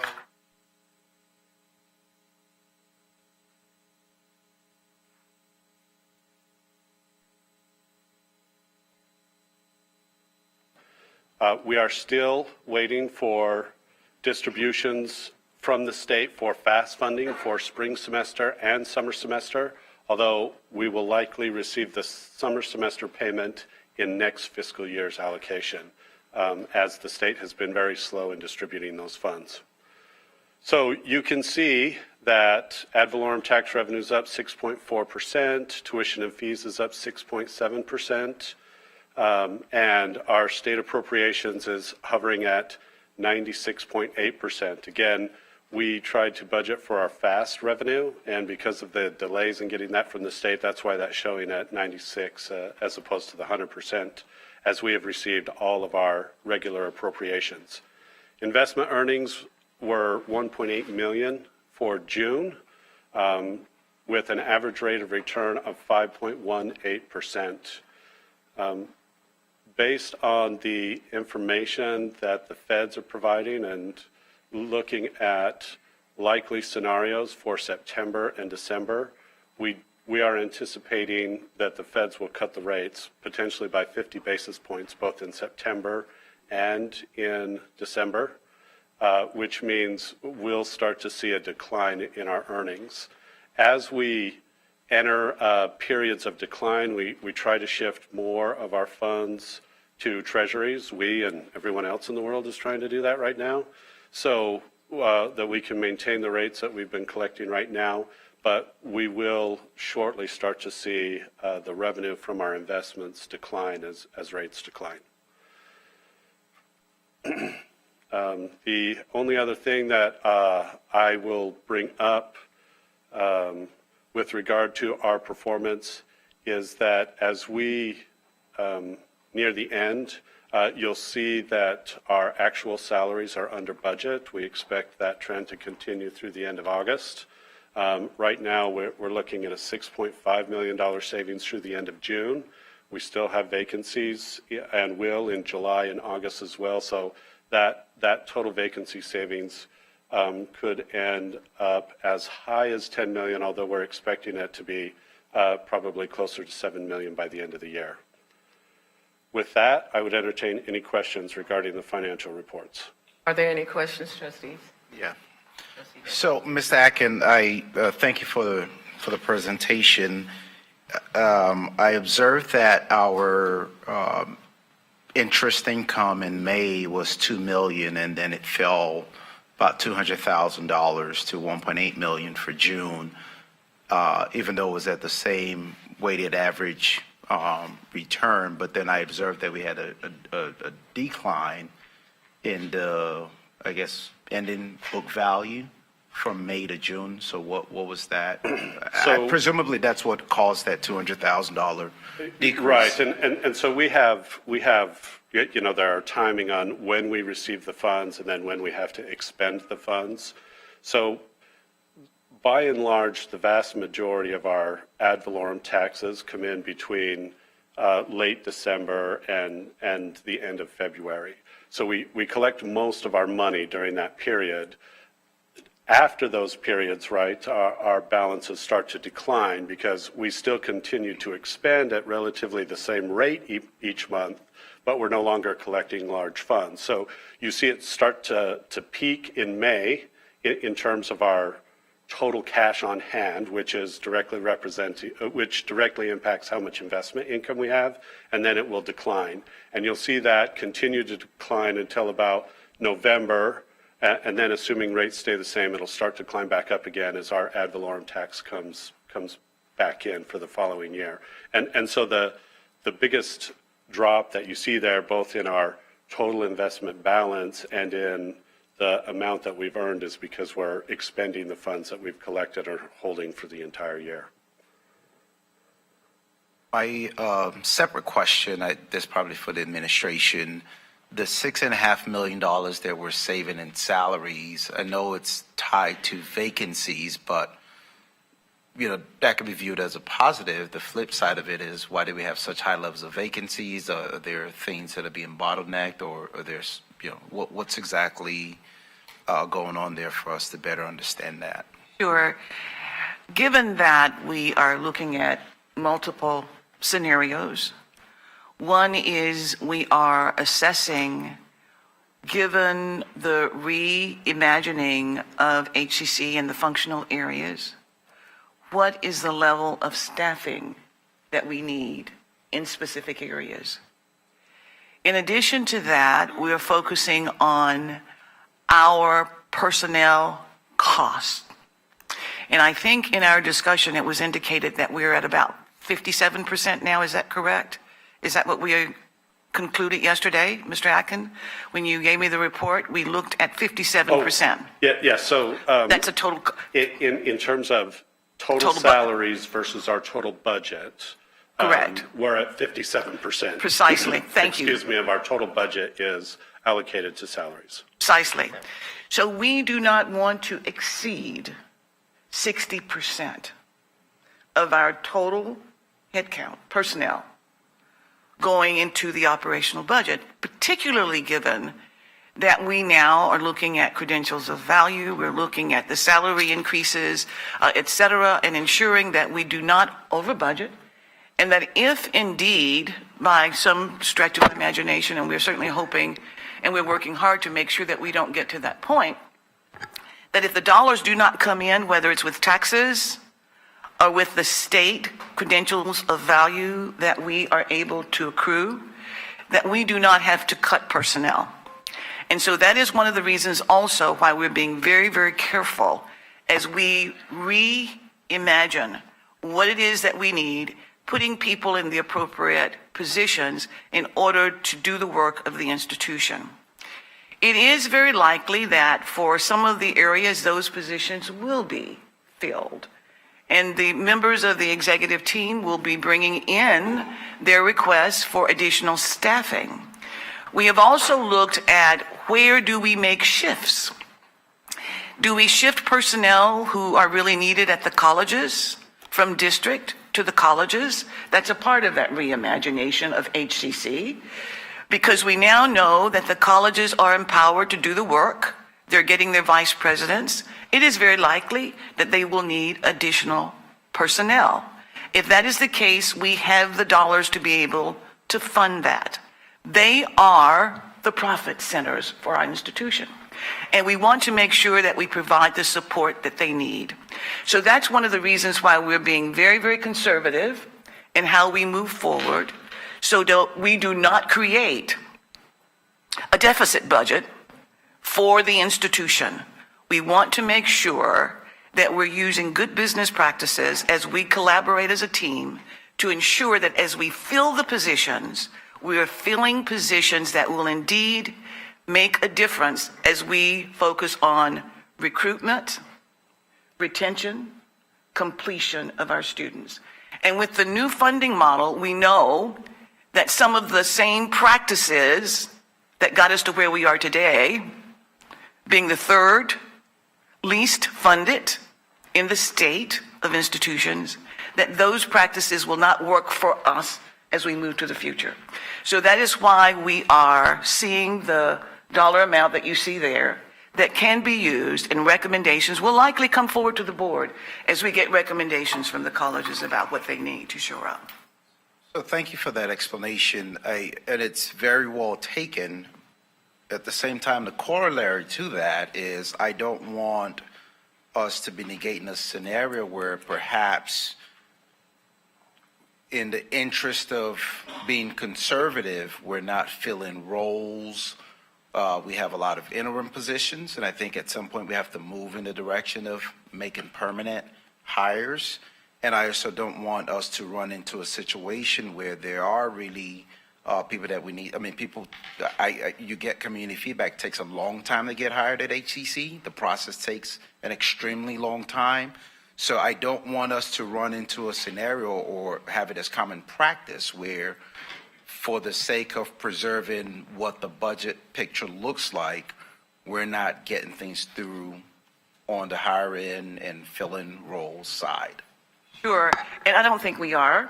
The presidents have indicated what it is that they needed once we looked at the budget and those dollars that were going to be a part of that priority funding request to the board previously. And many of those requests were honored. And now, as we start looking at the new structure for the colleges, it is very clear that there will be some additional positions that they will need. So I value the comment that you're making. I fully agree. I think we're balancing what we have and what we need very, very carefully. The Chancellor's Executive Council meets on a regular basis, and we discuss those needs, but we want to make sure that we have people in positions that are going to contribute to the work of the institution across the board, in all of the functional areas. And so that's where we are. I think it is absolutely imperative for us at this point, if we're going to be competitive, and as we start looking at our new degree programs, particularly the baccalaureate degree programs, which we never had before, there will be some needs that will emerge for those programs as well. Robotics, artificial intelligence, healthcare management. And we're just at the tip right now of entering into the offering of those programs. Well, obviously, there will be a need for additional staffing support. There will be a need for additional faculty, additional advisors, additional counselors, additional instructional designers. All of that is going to be critical. And so that is why, as the presidents now are finalizing their plans to hire their vice presidents of instruction and student services, we will get additional requests about what they will need also in order to ensure that they're able to serve the communities in all 9 trustee districts, to outreach, to connect with the businesses and the industries, to make sure that they have the support on the ground to get the work done, to enroll the people irrespective of where they are, and then to work with the students, because you see, retention is critically important as a part of what we do. The presidents and their vice presidents will come back with a plan that, yes, we have counselors, yes, we have advisors, but what else do we need in order to ensure now that there is a concentrated focus on the retention of our students, the ones that we have, the ones that we bring in. How do we retain them? And now how do we shepherd them through to completion and then to transfer? in my conversation with some of the presidents and chancellors at the TAC meeting, it was indicated that there is a specialized focus on dual credit. We need to focus in a much more concentrated fashion on dual credit as well. What do I mean by that? What I mean is that we've talked about having the degree plans for our dual credit students. That is what we need.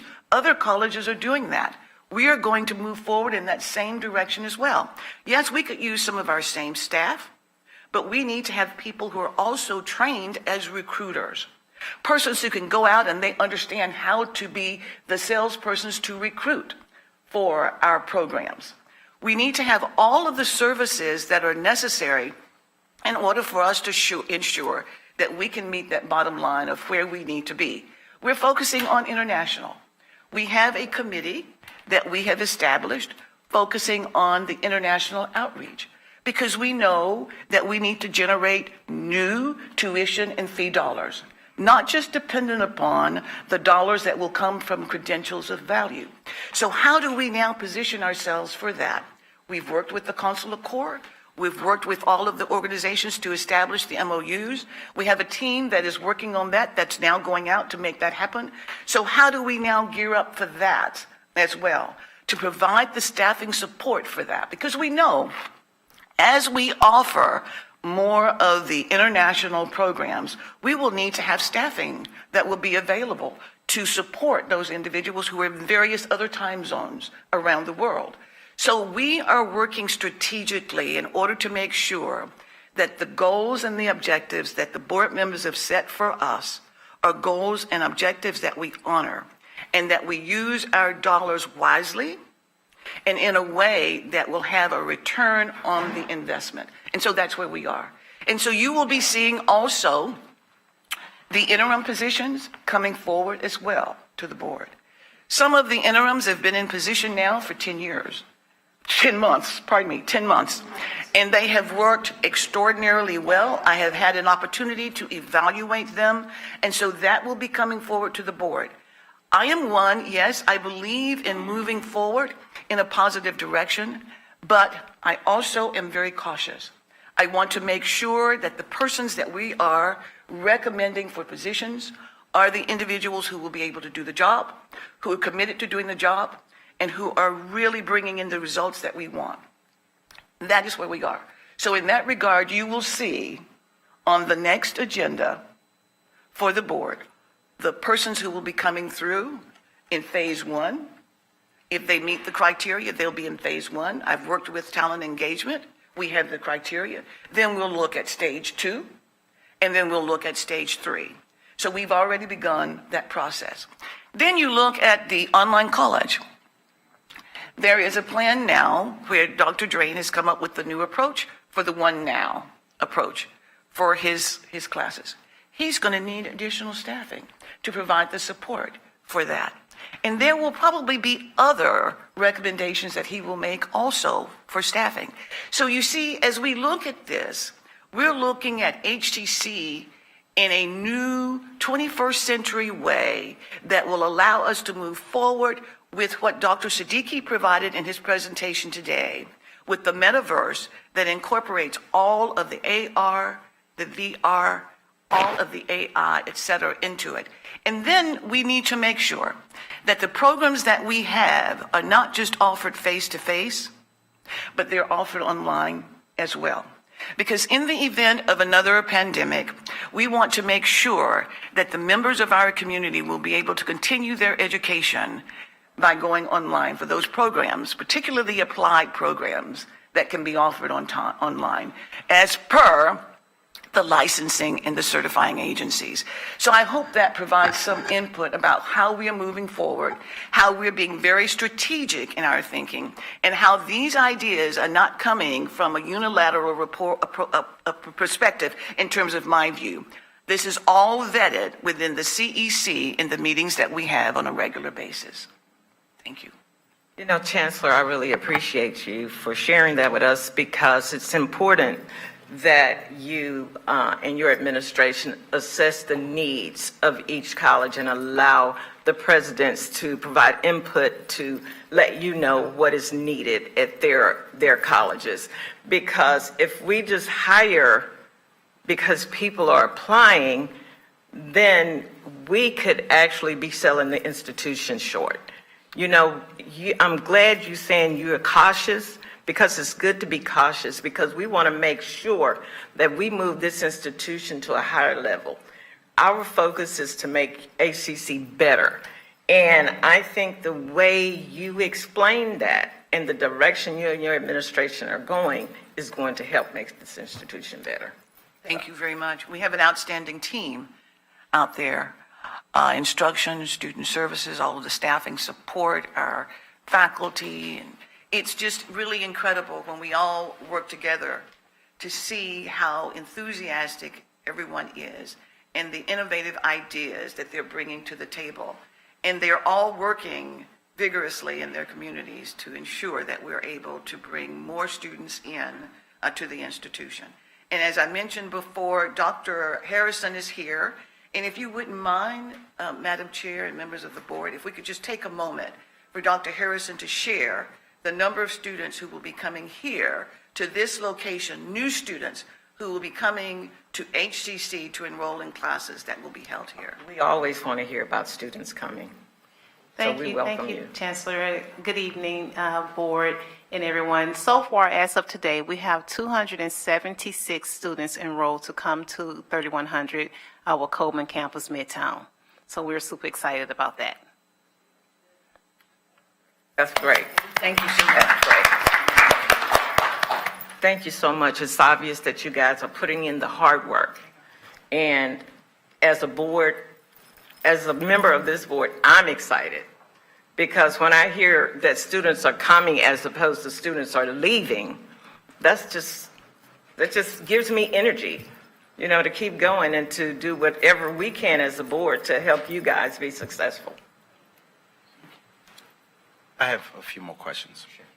Okay, Ms. Akin, the other thing you mentioned was about, you know, obviously where we are with the feds are very likely in their February meeting. I've heard other estimates that it might be 25 basis points first, then 50 in December.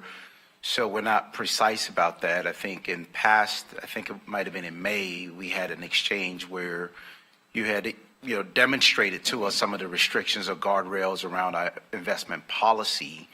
So can you update us in terms of what's changed since then, or perhaps it might be more apt to have our investment advisor present to the board, just so that we understand, given where we are, we're going from an environment where we've been enjoying these sort of outsized returns on relatively safe investment vehicles. So it would be helpful to understand what does that look like going forward with 100, you know, basis points decline in the Fed rate.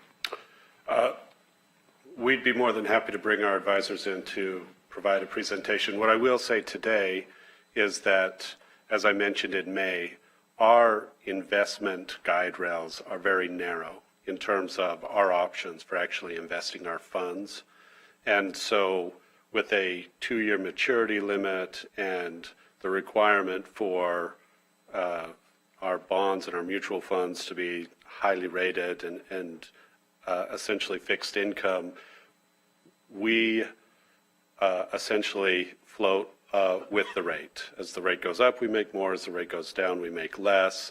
You know, if we had the the flexibility to maybe look at alternative investments and some other options, we could be more aggressive and see higher swings in our total income. But the state statute that we have to follow really restricts what we can even invest in. And so with only a 2-year maturity, we lag a little bit, or we're ahead of the market a little bit as rates go up and down, but we follow the rate very, very closely. No, precisely. And obviously when we have the conversation with them, there might be some opportunities to recapitalize or go into new investments.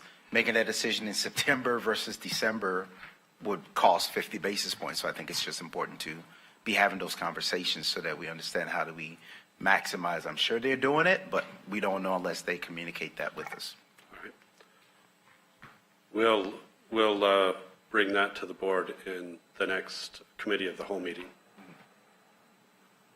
Any other questions?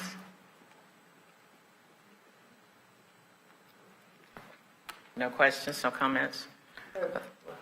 Oh, Trustee Wilson? The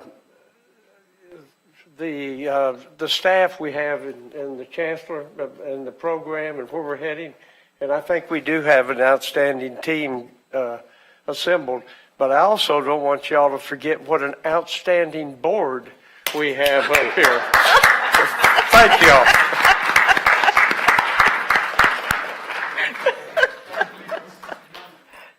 Nobody but Trustee Wilson. Okay. Okay, no further comments? Thank you. Thank you. I'll second that. Okay. The meeting of the Committee of the Whole will now adjourn to a. Madam Chair? Oh, I'm sorry. We're now ready to vote.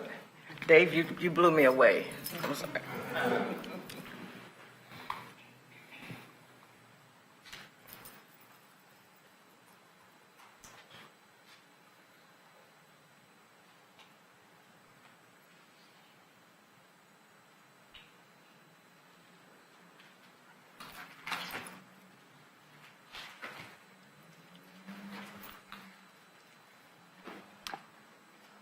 Voting has concluded. The motion passed with a vote of 7-0.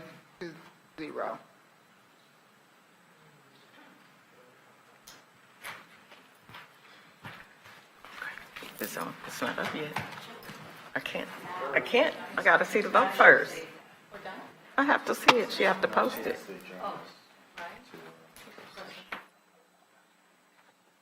Wait until the board. I have to wait for the vote. There we go.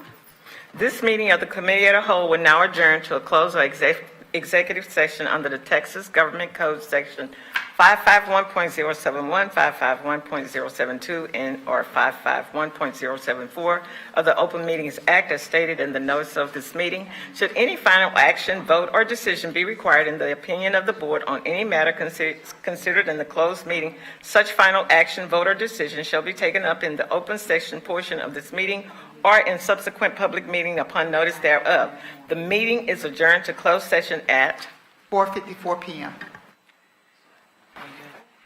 And the staff is free to leave at this point. Thank you all so very much.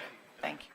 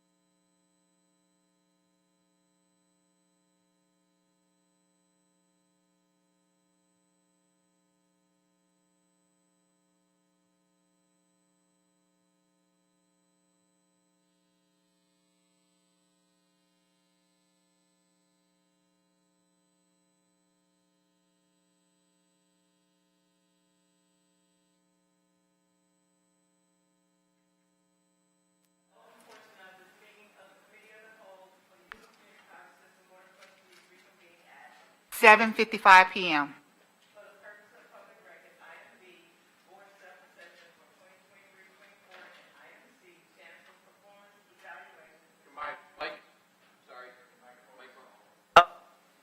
Start over? Okay. Okay, the open portion of this meeting of the Committee of the Whole of Houston Community College System Board of Trustees reconvened at 7:55 PM. For the purpose of the public record, the item B, Board Self-Assessment for 2023-24, and item C, Chancellor's Performance Evaluation for 2023 through 2024 were conducted in closed session today. We would like to express our appreciation to Dr. Debbie D. Thomas and Dr. David Rutledge with the Association for Community College Trustees for facilitating the board assessment and Chancellor's evaluation today. We greatly appreciate your guidance in this process. The meeting of the Committee of the Whole is adjourned at 7:56 PM. We done? Let's go. Okay, Dave. We're gonna let you stay. Oh.